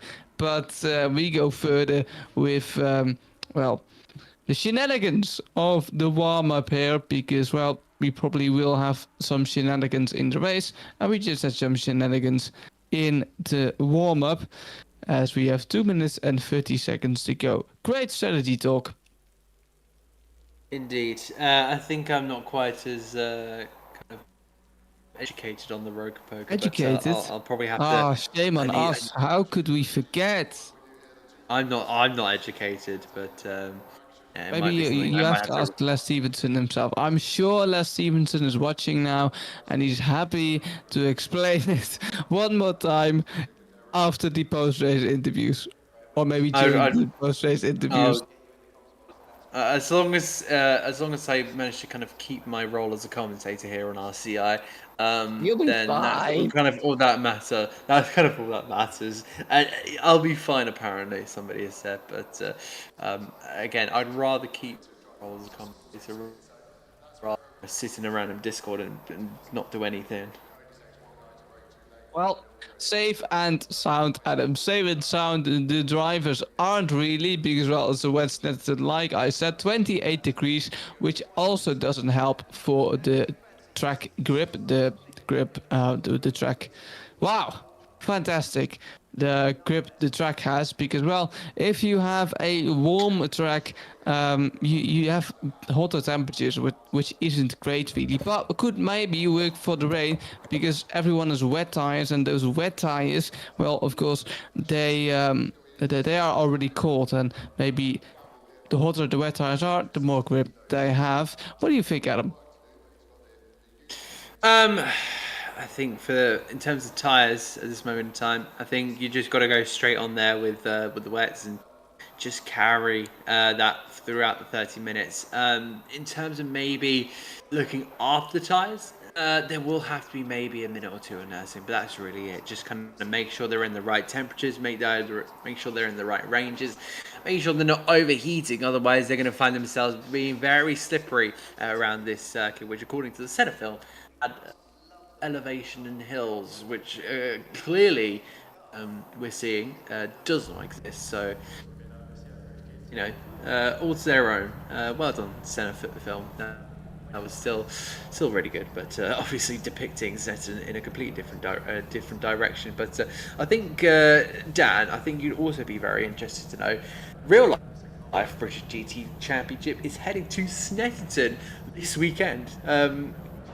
Race day admission for £26. That seems very much like a bargain. As Philip Pletcher decided to take a while to get away, but yeah, British GT head to Snetterton this weekend. They'll be supported by the GB4 Championship, the Jetta Academy, Jetta GTs, and the Genetic Juniors, all on the support package. If there's anything else, I will let you know. I mean, that is an absolute bargain. 26. Wow, that is indeed, like I said, an absolute bargain. Sadly, I mean, when I need to take a plane ticket, it's going to be a bit more expensive. Of course, we of course also have some lovely racing in Zandvoort, but I'm probably the only Dutchman here on the stream, so I'll just leave that be. Jean Sebastian Casingena started from pole position last time, had a horrible race last time around, but maybe the Frenchman can retain his lead this time. It's still Diego Catalan at the back of the grid, your championship leader. Andy Boardman currently in P9, the lone Ferrari. Indeed, as they head their way down on toward the left-handed hairpin, I think these drivers are going to have to be very much keeping an eye out for everything going on around them. We already saw that in the first race. Well, this is going to be a bit of a mouthful, but kind of the first attempt at race 2 that we had, and we now look further on down the field. How will Spoda Skrillex from 4th on the grid take it? He's 17th overall. There's a big opportunity for Skrillex to maybe get a top 15, top 16, but I think overall he's going to be looking for class champion points, and if he can get on the podium, that would be absolutely huge for the number 2000 KTM, which has only had a best finish so far of 4 at both Alton Park rounds here going into this weekend. So obviously there's still some really big opportunities, and also keep an eye on Diego Catalan, because that is going to be such a tough ask to try and go through the field, especially when he's got a plentiful of GT4 cars just ahead of him. I wonder how that's all going to pan out, but we now have to get into formation. They'll slow down through corner and on towards Murray's. It looks like we've got the number, the 97th that has stopped in the pit lane. That can't be Jordan Daly, because Jordan Daly is just sitting right there, which we got, I think, not entirely sure who that is. The 97 in the GT4 category. I'm not entirely sure if that's one of our GT2 or GT. It looks like Damien Lowe, the Singaporean, is in the pit lane. So I'm not sure that's going to be where he's starting the race from, or if that's going to be where he is going to go, or if he's going to retire there completely. But for the second time here in Snetterton, it's going to be Jean Sebastian Casingena to lead us to the green. All lights go to green, and we go racing here for the second time in Snetterton. The time, and this time it looks like Jean Sebastian Casingena knows exactly what he's doing and will defend from Philip Breccia this time around, with John Dalton there in 3rd place. He's going to potentially have a look here on the Mercedes, but it just seems like the Mercedes GT3 just sees that a little bit more confident, try and look around the outside. There was Nico Kenner in 4th place there.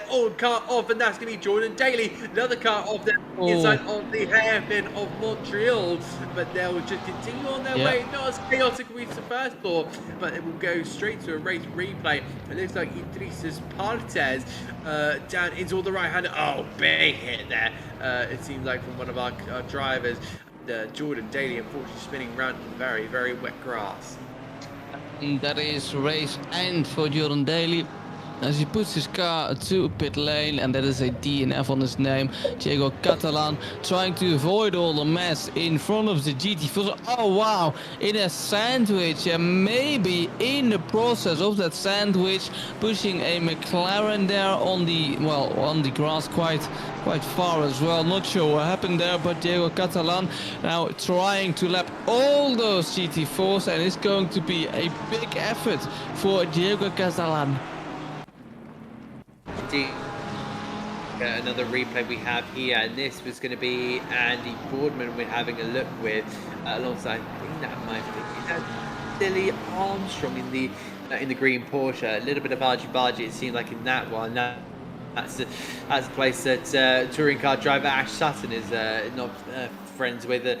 When he went off last year in the similar conditions in the British Touring Car Championship.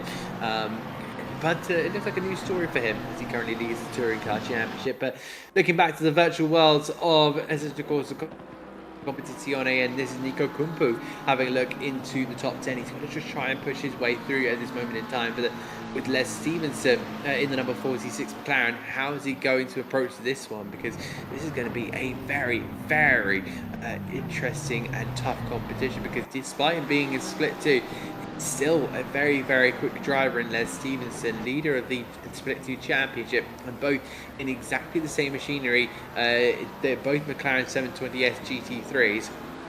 And I think he's still going to have to really look at opportunities here. Idrisus Partes in the Lamborghini, he's still having to try and go through some of the GT4.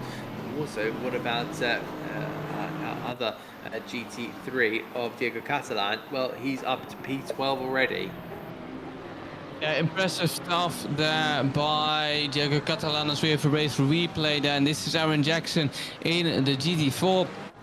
Can he overtake Mike Redford on the outside? No contact and a trip to the grass. It is for Aaron Jackson, for Kaiju Monday Express driving there for Aaron Jackson. Aaron Jackson in the 99 Mercedes, not having the best of races so far. And Emma Plaat is behind, who hasn't had a good start.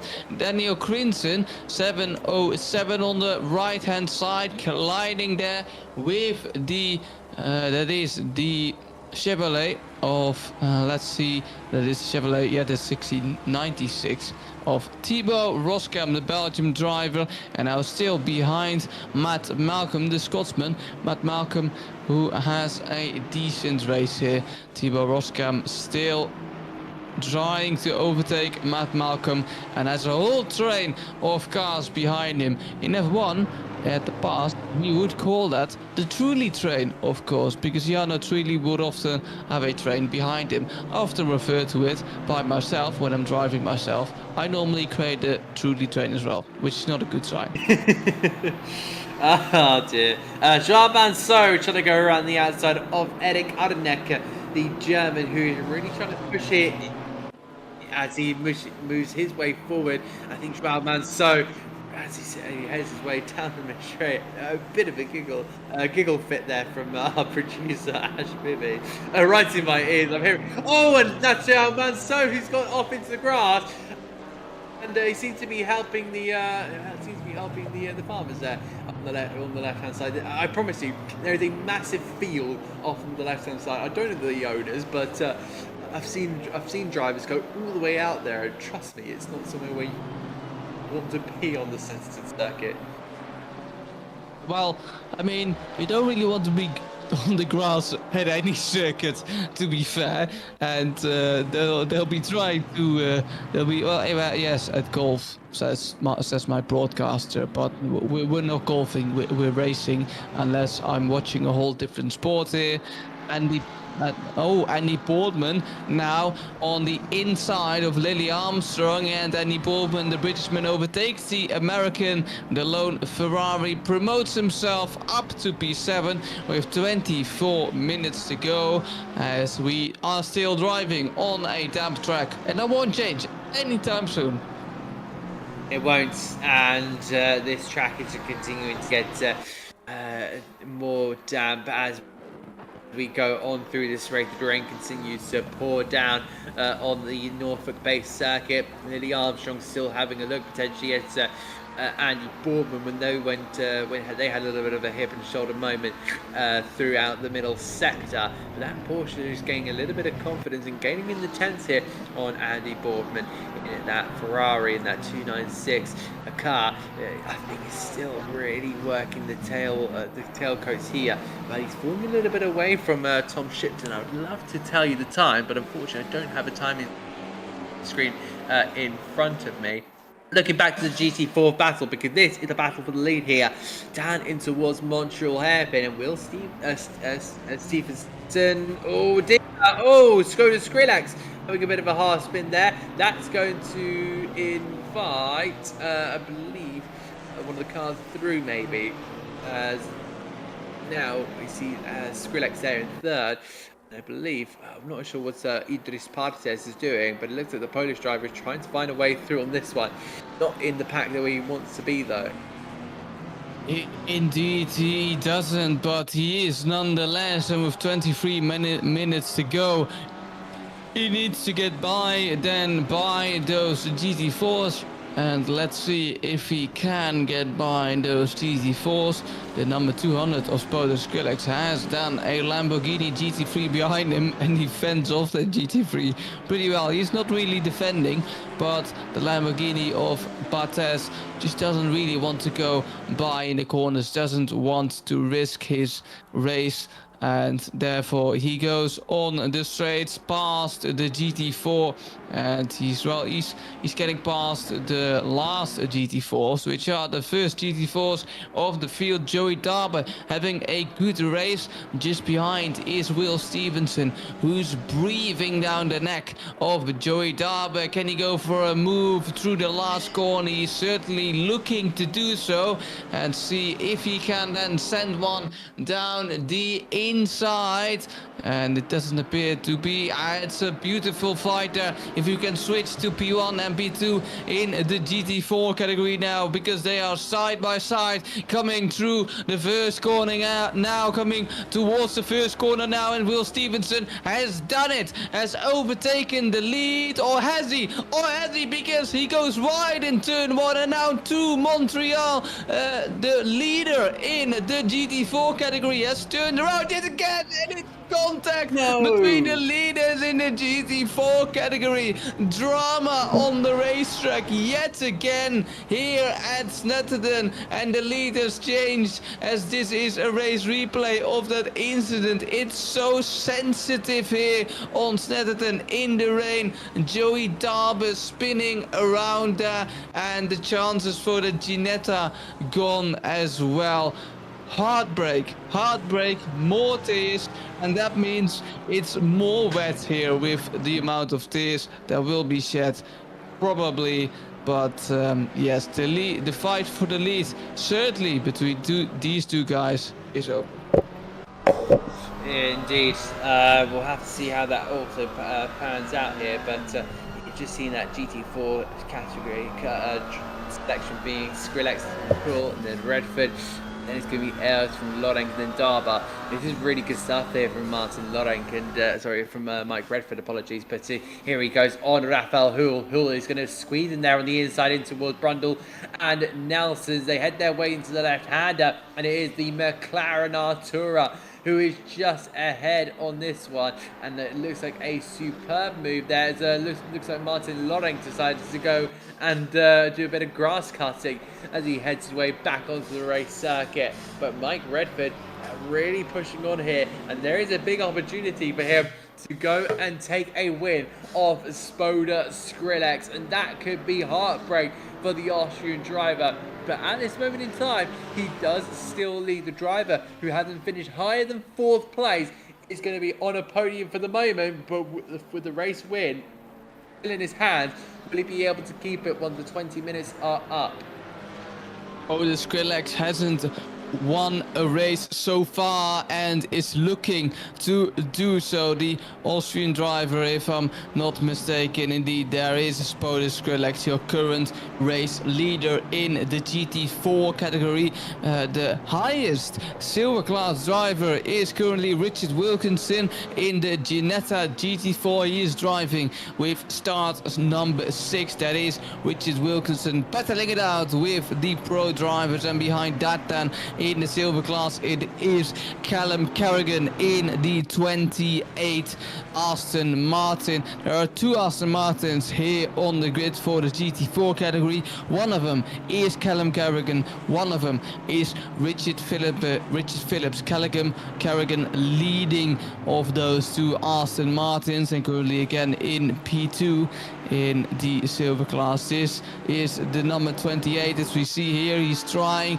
to put the pressure on the Mercedes, and the Mercedes of Philippe Breccia is trying to put the pressure on the leader Casingena, the Frenchman, who had a horrible first race, trying to capitalize on a good start, but he needs to look in his rear view mirrors, because there is Philippe Breccia, the Czech driver, who hasn't been in form for the past 2 races, but he is trying to retain that form that he had at the beginning of the season, and trying to turn around the tide, almost literally, because he's driving on a soaked Snetterton circuit. See if he can get the lead anytime soon. Indeed, and John Sebastian Cassinjana really hoping to see if he can pull on through here, but with that Mercedes of Philip Brescia, it's going to be a very tough ask. May not be quite Everest height, it's still a big old mountain to climb. As Lily Armstrong searches around the outside and surges in towards 7th place, just ahead there of Tom Shipson. A superb overtake from the Porsche, who just managed to find the grip elsewhere on the circuit. I think now Shipson is going to try and potentially find a way through back in his Lexus. I wonder if he's potentially trying to see a way in toward the Brundle and Nelson chicane, which is a very interesting place. Maybe not quite there in a GT4 car, but maybe shove yourself in a Miata or an MX-5, I should say. Yeah, maybe try one of those. Lily Armstrong getting a little bit wide, but I think there's going to be some really good stuff here so far. It's less than 17 minutes left on the clock. Which direction is this going to go in?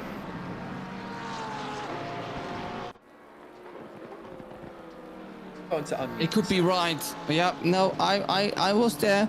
Just having a little bit of engine sound, nothing too bad, with a little bit of engine sound here at the circuit of Snetterton, and Les Stevenson trying to overtake the other McLaren in his sights on the inside of Montreal. But look at Nico Kumpu, who almost has all the grip he needs, and does he have enough grip to retain that P9? He doesn't, and that means he falls away to P10. One place down, and Les Stevenson, your silver class championship leader and leader in the race, is up to P8 actually. Diego Catalan is just behind P11, but this is Les Stevenson in the Rocopoco livery, having a fabulous time here at Snetterton with 50 minutes and 50 seconds to go. But like I said, Diego Catalan in the number 75 with the fastest lap of the race is approaching very, very fast here in race 2. It is 28 track temperature, so it's still the same as what we started with. And Nico Kumpu is putting the pressure on the kettle then with Les Stevenson, by Les Stevenson, and on the inside he pulls towards the inside, and now Les Stevenson needs to do it around the outside if he wants to retain that P8. It keeps changing between P8 and P10 for some reason, but anyways, Les Stevenson currently down a place after having just overtaken Nico Kumpu, needing to do it all over again. Indeed, and down in towards the left hand here of Murray's, and Nico Kumpu is really feeling the pressure, but Les Stevenson is really trying to push on through on this one. But it looks like it's going to be Diego Catalan with the fastest lap of the race. He's just going to pull ahead there of the McLaren. Looks like Les Stevenson is going to have to give up the ghost in this one now.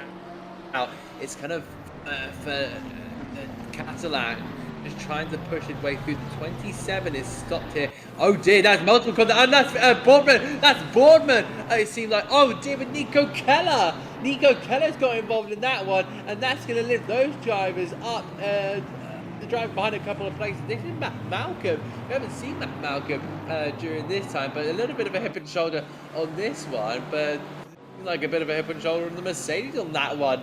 Meanwhile, looking back with Callum Carragher with 14 laps remaining, the camo pink and black Aston Martin really pushing on this one, just behind Martin Loreng. And we'll get a replay here of Rudy Filmata just on the inside. Oh dear, another hip and shoulder. This one was more of a shove than a hip and shoulder, I think, on that one. And this is producer on that one. Your leader in the race, Jean Sebastian Cassinjana, who has a little bit of a bigger gap to Philip Breccia than before, as he's approaching a GT4, which will not help to increase that gap on the outside, which will turn in to the inside in the last corner. Getting a little bit of a nudge there by the Alpine, which will not help. And now suddenly Philip Breccia is really close at this Snetterton circuit. See if he can get an overtake very soon. Not an overtake for now on the 4.7 long kilometer circuit. but he's certainly looking Philip Breccia. It's really going like this really all race long.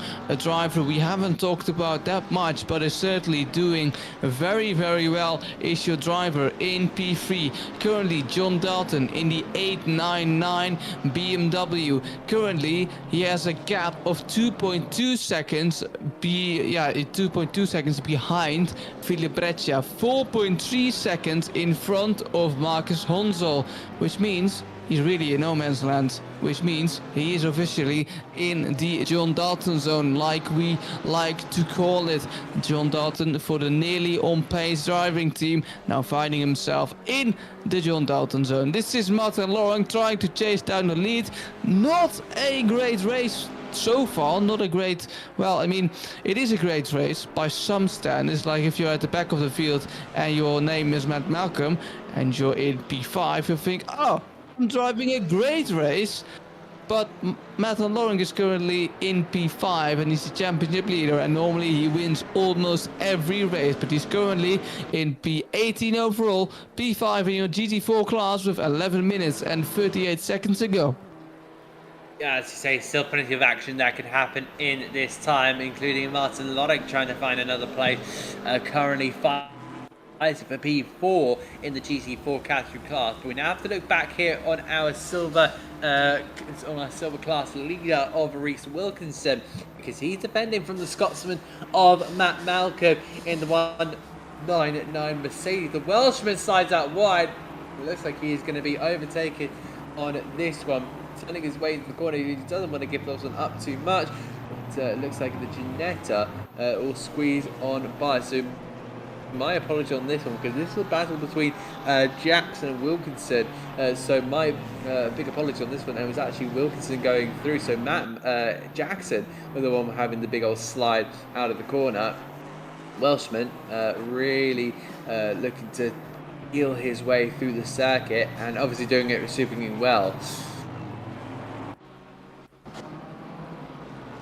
Replay, it seems like. I'm not sure if Dan is speaking, but Jean Manceau having a bit of a hip and shoulder there from the McLaren of Nico Keller, and then Keller goes straight onto the grass there. So I don't know if that was a bit of a momentum push there, but now we look back to Kumpu. So my apologies, that was Nico Kumpu. There goes Nico Keller. Oh dear, Nico Keller just so mistaken for going on the grass, does it himself, and decides that he wants. I think he wants a meal from the Tyrrell cafe that's just outside there at Snetterton, that's located in the paddock. So he thought he'd go and see if he could get some food. But you're in a race car. I don't think they will allow race cars into the local factory.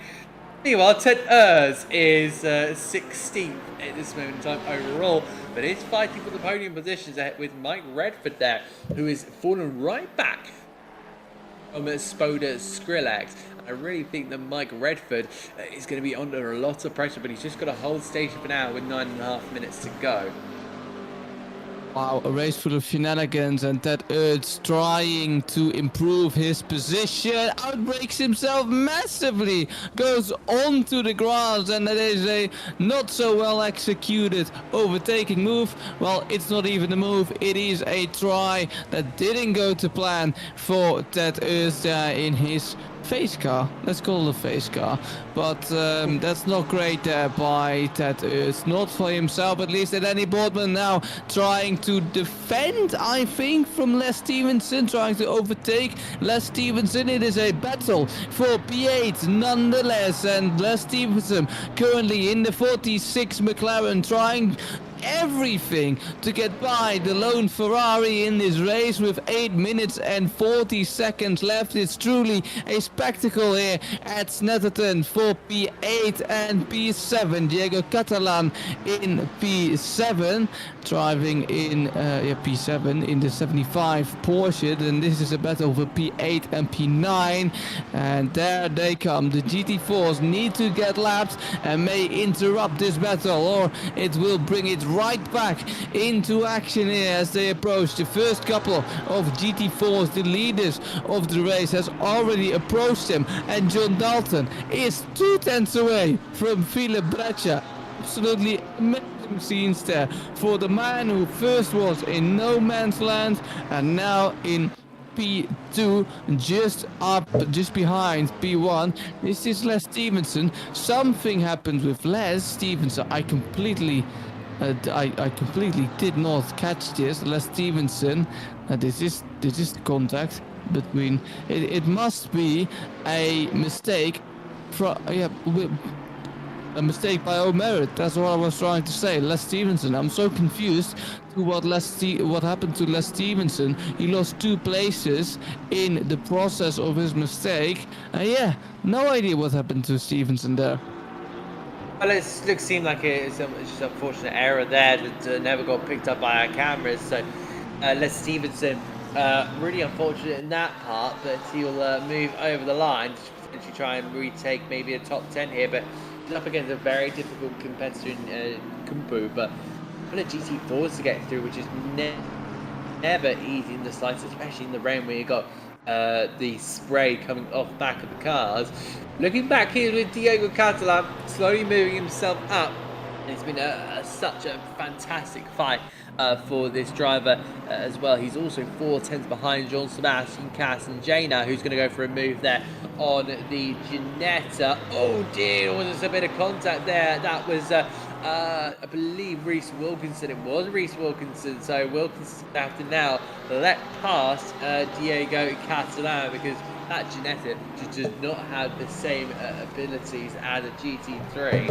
And Diego Catalan will now go on and try and chase down what will potentially be 5th in this race. 6 minutes to go left here at Snetterton, and we've had a superbly entertaining race. Rafael Hull, he is currently sitting in 3rd place in his class with Martin Lorenk just in behind, and Mike Redford still out in front on this one, but he is just holding that podium place by a little margin here, and you could just see a large line of cars that are willing to overtake him. Hit the first opportunity for Rafael Hull. And this is the fight and what's going to happen here for the top positions in the GT4 category. Martin Loring trying to do everything to get as much points as he possibly can around the outside. He tries it by the German and Philip Breccia in the lead, now trying to lap all of those GT4s, and it is easier said oh than no! done. Oh no! Mike Redford gets spun around by the German driver Rafael Hull, and this is certainly going to be investigated by the live steward. John Dalton makes it 3 wide around turn 3. It is trying to overtake the man in the lead. That is Philip Breccia. This is an amazing fight for the lead of the race in the GT3 category. And can the 899 do anything to take over that lead of the 25 that the Mercedes driver possesses right now? John Dalton is trying to look left, right and center, and Philip Breccia is looking in his rearview mirrors, and he's feeling the pressure of the British driver on the inside now. Can he make it stick? Philip Breccia with a beautiful line around the outside, but he has a slipstream now, and he's flickering with his lights. He wants to get by the Mercedes, but it has awesome legs on the straight to the inside now. Will he try it? No, John Dalton won't try it.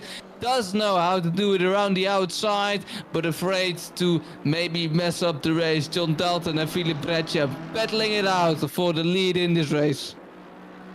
My word, I have to give a round of applause on that one. I was clapping away, really applauding these drivers for the superb racing that they were having. The battle was absolutely stupendous. It was brilliant. It had you on the edge of your seat, and this is proper motor racing, sim racing. We're seeing at the finest level. 3.5 minutes left to go, and Dalton is all over the back. He's smelling the exhaust fumes from the front engine Mercedes. They head their way down into Montreal, and any form of wall that Philip Breccia can throw at him, any form of defensive maneuver, he'll absolutely have to go for it. Dalton holds his own. The track continues to stay damp here. The saved. Looking to move a little bit sideways through the corner there of Palmer. Head on toward the hairpin of Agostini. Will Dalton find an opening here? The door will maybe widen, but Fletcher will just hang on for now. 2 laps remaining here at Snetterton, and Dalton will very much be a man on the move here. But what about further down? Honsel with a 5-second time penalty. He will fall all the way down to 7th, putting Nico Catalan up into 6th. And then, of course, the rest of the championship is a massive question mark. We currently see this battle still going on. So does Skrillex about to be overtaking our leader in the GT4 category. But there you see Rafael Hill with a 5-second time penalty. Martin Lorenk will actually now take 2nd in this one with Joe Dorba. As we now see John Sebastian Kasanjana having to defend here from Lily Armstrong. The American is in the right in the back, in the middle of this trio of pushers, with Kasanjana just trying to hold station here. I think this is going to be a super tough battle.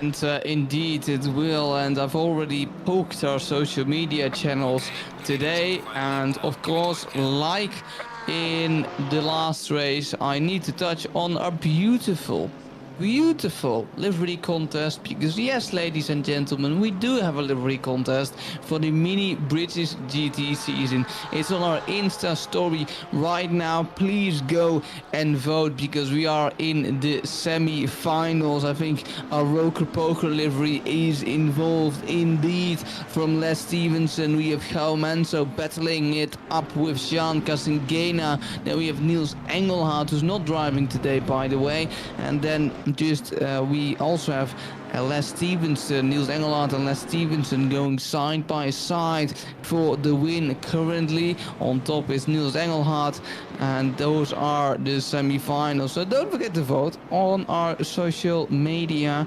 for the livery contest we have almost in the finals. Then Tom Shipston in P4 chasing his best result of the season, because after the race he will be promoted to P3. The penalties have come in, and I must inform you that those penalties could also be for the cause of the start of the second race. We tried to start the second race the first time, it didn't go to plan. We had a red flag, and maybe the one who caused that red flag can also receive a penalty for this race. Lots of penalties suddenly coming in here at RCI, and we will certainly have a look at those, as John Dalton is still trying to chase down the lead, but it won't matter, because Philip Breccia will take the win here, will take the second race here at Snetterton. In the wet is Philip Breccia, who goes back to glory here at Snetterton after a long time waiting, and it will be John Dalton with his best result of the season, and it's the photo finish for Honsel and Tom Shipston, but it won't matter, because Honsel has a 5-second time penalty, as does Casingena, as does Andy Boardman. He has a 10-second penalty. Peter Lundqvist, the Swede, finishes in P9, best result of the season. Fairly well done for the top silver driver. Nicholas Keller finishes in P12. Third man here then for the Silver Cup, it will be Iridius Bartes, the Polish driver, will come almost as last over the line. It's of course Les Stevenson in P2, as the first driver in the silver category has already left, but it's Les Stevenson who takes P2. Richard Wilkinson takes victory in the silver category, then in the GT4. And what a finish we have had. Suddenly we have a lot of penalties coming in then at the end of the race. It's this Podus Skrillex. Let me while we're at it, let me just tell you those penalties. 5-second penalty for car 35, 20-second penalty for 71. We then have a 5-second time penalty for the 108. We have a 5-second time penalty for the 21, a 10-second time penalty for the 108. Yet again, so 15 seconds for the 108, and Moplata has a 20-second penalty. That is a lot. This is Rudy Vilmater coming across the line with a McLaren on his heels, and it won't matter because also Rudy Vilmater has a 5-second time penalty. 5-second time penalty for 975, 5-second time penalty for the 28, 10-second time penalty for the 296, and a 5-second time penalty for the 911, and that are a lot of penalties. And the race, ladies and gentlemen, has finished, and what a race we have had here today. Adam, take us to the final order. Gladly. Philip Breccia is your winner of the second race here at Snetterton, with John Dalton taking second place here in the BMW 899. Tom Shipson will get a podium here in the Lexus, and that will be his first podium of the season. Of course, taking multiple podiums, it seems like Dalton and Shipson, they're first, both of them. And we find Marcus Honsel in fourth, ahead of Lily Armstrong with Diego Catalan. He will take home sixth place with the fastest lap. John Sebastian Caltagena will be in seventh, ahead of Peter Lundqvist, who finds himself in eighth. Lamborghini Huracan. And then we find Nico Kumpu in 9th and Les Stevenson in 10th. Andy Boardman will finish home in 11th with Nico Keller after some dramatic incidences in the early stages there. Idris Partes, the Polish driver in the Lamborghini, the second one of the Lamborghinis, will be 13th, with Jordan Daly finishing home in 14th place, and unfortunately he couldn't get going. Then we move on towards our GT4s, but it looks like we have Les Stevenson in here, so we'll go on to him in a minute. Spoda Skrillex, GT4's winner of Martin Lorenk, second place for the championship leader. He will extend his position in the championship. Then comes Joe Dorba in the KTM, Raphael Hull and Ted Urs. Then we find Mike Redford. Unfortunately for him, just wasn't able to get a good result. It was spun there by Dorba, and that, unfortunately for him, means that Lorenk will extend that championship lead. Richard Phillips there in 7th, ahead of Aaron Jackson, with Reese Wilkinson, the winner of our silver category car. Then we find Eric Ardenecker and Thibaut Roskam, who returns for the first time in a while. Emo Plata, winner of the first race in Snetterton here for the GT4s, finishes only 12th here in his Genesis G55 GT4, ahead of Matt Malcolm, the Scotsman, 199, finishing home in 13th. Kerrigan there in 14th, ahead of Crimson, and Wychen, and then thirdly with Doobie, Foster, Fulmata, Davey, Lowe, Manso, who unfortunately retired in the last stages, and Will Stephenson, who retired right at the beginning of this race, unfortunately for him. But a huge result for some of our drivers. Yes. They've got some really good stuff out of this one, and we do have some interviews to conduct. Yes, it looks like we do. Dan, would you like to conduct them, or shall I? Well, I mean, we have summoned Les Stevenson to the interviews like I did. It's probably my fault, but we need to educate people where people need to get educated. Les Stevenson, I think you have a beautiful story about why I keep calling your car the Roker Poker McLaren. And well, one of us is uneducated. His name is Adam Reed. Please go ahead, Les Stevenson. Good evening, chaps, and what a couple of races that was. Oh yeah, we'll go about those in a minute. But the Roker Poker, when it comes from a long time ago, from an area that I'm from, you'll be able to tell from my accent, and I'll leave you to the imagination of I was from Roker, and there may have been some things that went on. That's all I can say, really. Some things that went on. I mean, you can do with the info what you want, Adam. We certainly do. We like to do. But you can do with that information what you want. And now we go back to the important thing, which is the race. Les Stevenson, you touched on it before. Some great races. They were great in our eyes. A lot has happened. But how was it from your point of view? Well, apart from the restart where I was rokered and pokered, but Anyway, yeah, no, race one was great. Yeah, had a good couple of battles as well, and the rain was just not enough for the wets, so the wets were getting very hot, very slippery and slidey. But no, the Macca does well around Snetterton, and I don't particularly do well around Snetterton normally, but tonight was okay. And then unfortunately, I made a mistake in race 2, which meant I had to give the lead up to Peter, and Peter deservedly won split twos. Well, yeah, the silver in the category in the race for the win today in race 2. But I'll take a second. You'll take a second. My dear Adam, do you have any questions for our current championship leader in the silver class? I do. Les, it was a very tough race for you, but recently you started getting involved with the split one drivers. How have that been for you? Have you learned a lot driving with these guys? And of course, just your overall experience being mixed in with these big split one drivers. Well, for those that don't know me that well, I'm right on the cusp of split 1, split 2. I'm right in that middle bit where, you know, split 2 for this season or this championship has been, you know, I've been at the top. So if I was in split 1, I'd be looking at the times. I was looking at split 1 times, and I would always be at the back. So I'm right on that cusp of, you know, being in between the two splits. But going in and merging the splits together, 1 has been a lot more joyful, and 2, I'm actually quite surprised at all the shenanigans that goes on, considering that we're talking about some pro drivers in this category, and it's a bit of a shame. But having said that, today there was we had the wet stuff, and it doesn't matter how fast you are. Sometimes the wet can catch the best of you out, but and me included. So, but yeah, no, I think it's been much better since it's been merged. But I'm having a blast as always.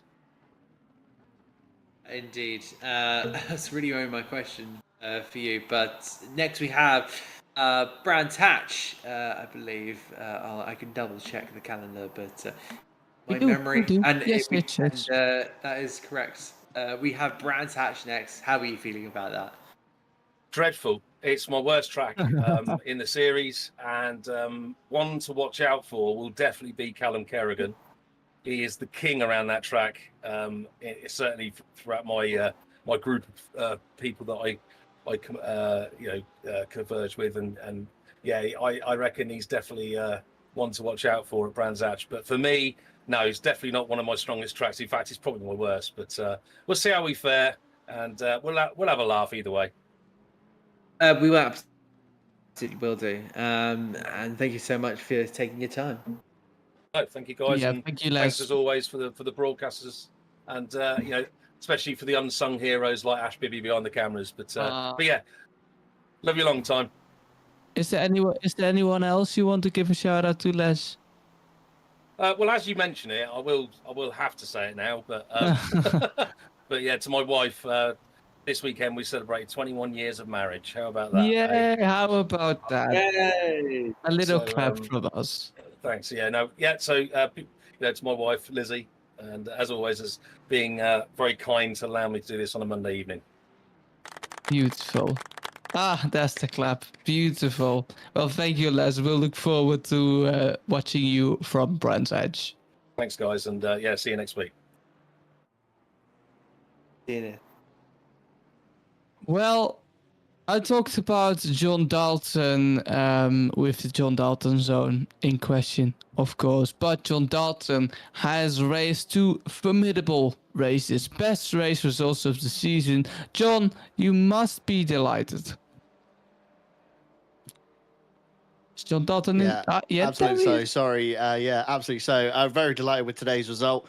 Double P2, luckily due to some misfortune from the Shumi Skins camp, unfortunately, again, for those guys. But yeah, their demise was my profit, and yeah, walked away with 2 P2. So very happy with how that went, considering the conditions. Lovely. Tell me a bit through the race. Was there something tricky for you, and could have you gotten more out of it because you were really close to Philip Breccia at some point? Yeah, I think today's race, both races were just about tire management. as Les said in his interview, of course, it was kind of too wet for dries, but too dry for wet. So we're on that awkward cusp where we almost need like an intermediate tire. Just looking after the tires at the start of the race, I think helped me towards, especially in race 2, once Bradshaw was on his own. He really struggled through some of the slower corners, getting the front end to kind of grip up and point in. So I kind of spotted that and thought, let's give it a go, but just didn't have that kind of 0.1, 0.2 of an overlap that I needed to get the top step of the podium. But yeah, tire management was all that was on my cards today, and just surviving to the end, because the smallest mistake can have the biggest impact in these conditions. Brands Hatch is next. How are you feeling about Brands Hatch? I'm not too bad at Brands Hatch. Once you kind of nail the breaking point for Paddock Hill, everything's just kind of muscle memory from that point out. So Yeah. kind of looking forward to it. Again, we're back to the 1 hour kind of sprint race format with a pit stop as well. So throwing a curveball in for that one. And traffic management, again, typical old British circuit. There's not many safe passing places for GT4s. So it's going to certainly make for an interesting round 6. It is a tight circuit. Adam, do you have any questions? Nothing from me, to be honest. Just a big congratulations on your result. It's been fantastic to see, and I'm sure we'll see you for Brands Hatch. John, is there anyone before you go you want to give a shout out to? Honorable Yeah. mention. Just want to say a big thank you to, of course, the Nearly On Pace Camp for being so welcoming in inviting me into their kind of circle. Big thank you again to the sponsors on the car, so Hagstrom Systems and Sim Race Technic as well. Big thank you to those guys. And, of course, Bowwork for the fantastic livery at very short notice. So, yeah, big props to all those guys. And a big shout out to Mikhail as well for running the whole of Nearly On Pace pretty much single-handedly. Thank you, John. We can't wait to see you at Brands. Thank you, guys. Take care.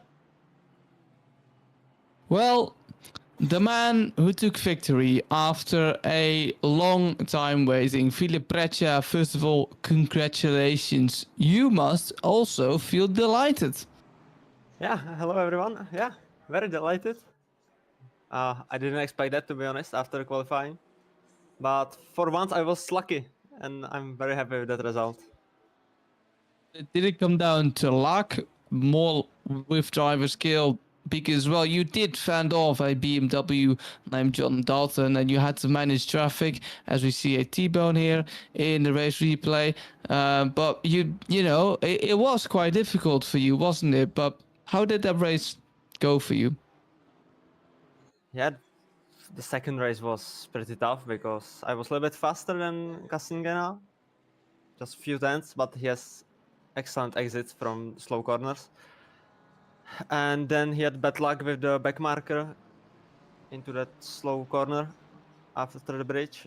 And yeah, I was a little bit lucky also there, but John Dalton was right behind me after that, so I must push a little bit more than before. And thankfully I defended like crazy for once. And massive shout out to John, because he had excellent pace today. Crazy. Any questions? Yes, Philip. Of course, managing those conditions, it must have been so tough. How did you go about kind of working the car and getting it solidified in these types of conditions? Because it must have been so tough. Yeah, I expected more rain, to be honest, when I saw that in the quali, but yeah, the car didn't work as well as I expected. But still, there was so many things that I should improve in the setup. Car was a little bit too stiff on the rear, and maybe that was the reason why I was so sliding into the hairpins. Probably that's it. And then, of course, you know, we go into Brands Hatch, where you know you've been on a real kind of downward streak of no podium finishes. You missed Spa last time out, and kind of hit back with with 2 wins here at Snetterton. How does this currently carry on into Brands Hatch? I can wait for Brands Hatch. It's probably the best track in the calendar. So let's see. Philip, that's everything from me. I want to wish you all the best, and we'll see you at Brands Hatch next week. Yeah, thank you. See you guys. Again. Well, the Frenchman Nicolas Keller is up next, from battling to the mid pack to, well, seeing all the chaos unfold around him. Nicolas, how did those two races go, and how chaotic was it for you? Well, first race was not too bad. Did manage to do a pretty good qualifying, doing P5, P5. Bit surprised with that. Then start was okay. Managed to avoid all the chaos at the front, and then tried to settle the pace. Tried to hold up Kampu behind me during the whole race one, and then got the podium thanks to some chaos at the front. So race one okay. Race two a bit more chaotic. Start a little bit better, but then mid race, Hansel got rear-ended by Boldman and had to stop in me and got 10-second damage, and then race pretty much was over. Been at the back and been 10 seconds away from the rest of GT3s. A great result here at Snetterton. You're currently P14 in the championship. This will change, of course, after the standings have updated. But what are your hopes for the championship so far? Yeah, right now I'm just taking now race by race, try to see what the best result we can do. This season with my current car wasn't behaving as I would like, as I'd hope from previously. So now it's just taking race by race, trying to find right setup for each race and try to avoid as being as much in the chaos as the previous races. But I'm pretty confident the rest of the season I can do pretty good. Pass you on to my co-commentator Adam. Do you have any questions? I'll be honest, no, I don't. So sorry, you gave me a that's- really nice introduction on that one. Completely fine. Nicholas, I have a question. How are your hopes for brands? Well, actually, Brands is a track I've almost never raced. Did one race 2 or 3 years ago with RCI, and then my only experience was with TCR on Race Room. Actually, even with RCI, so not a lot of experience.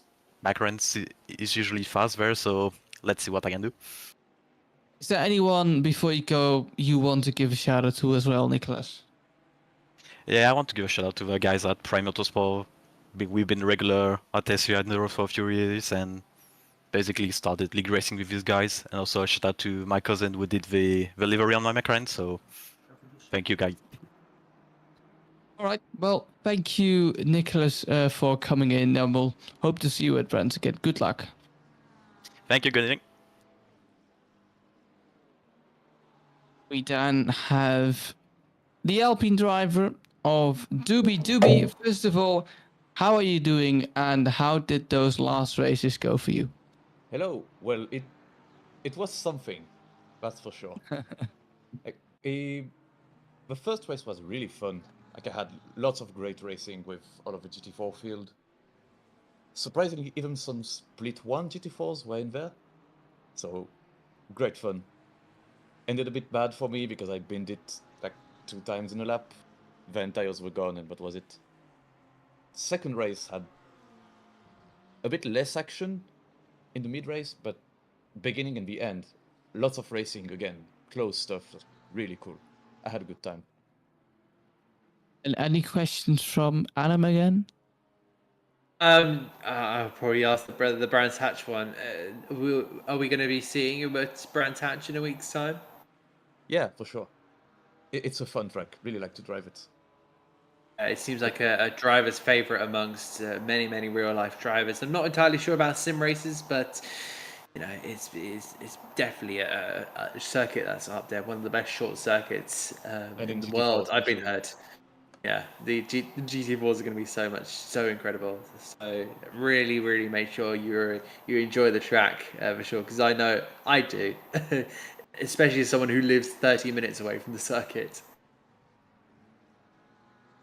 Nice. I Well- think of you when driving it. Well, Doobie, is there anyone you want to give a shout out to as well? Shout out to, just like Nico, just previously my teammates, so everyone from Prime Motorsport, and everyone from RCI as well, because I'm having a great time every time I race with you guys. So thanks a lot for organizing this. It's always fun. It is lovely to hear. Thank you, Doobie. And we'll want to see you next race, of course. Good luck there. Thank you. Well, ladies and gentlemen, after a few too exciting races here at Snetterton Circuit, we prepare ourselves for the next round at Brands Hatch at the 6th round of the season. Incredible scenes again we've had here today. I want to thank everyone watching the stream. I want to thank Adam, my beautiful co-commentator, Ash Baby behind the screens, and of course the drivers on track, because without the drivers we would have no competition. Of course, our beautiful partners, Greenman Gaming, Coach Dave Delta, Motor Racing, IMB Racewear, and we can't forget Motorsport UK. Again, thank our partners again. And then I'll close off the stream with another big thank you to the viewers. We are going to be back next week for the 6th round in the Mini British GT Championship at Brands Hatch. Until then.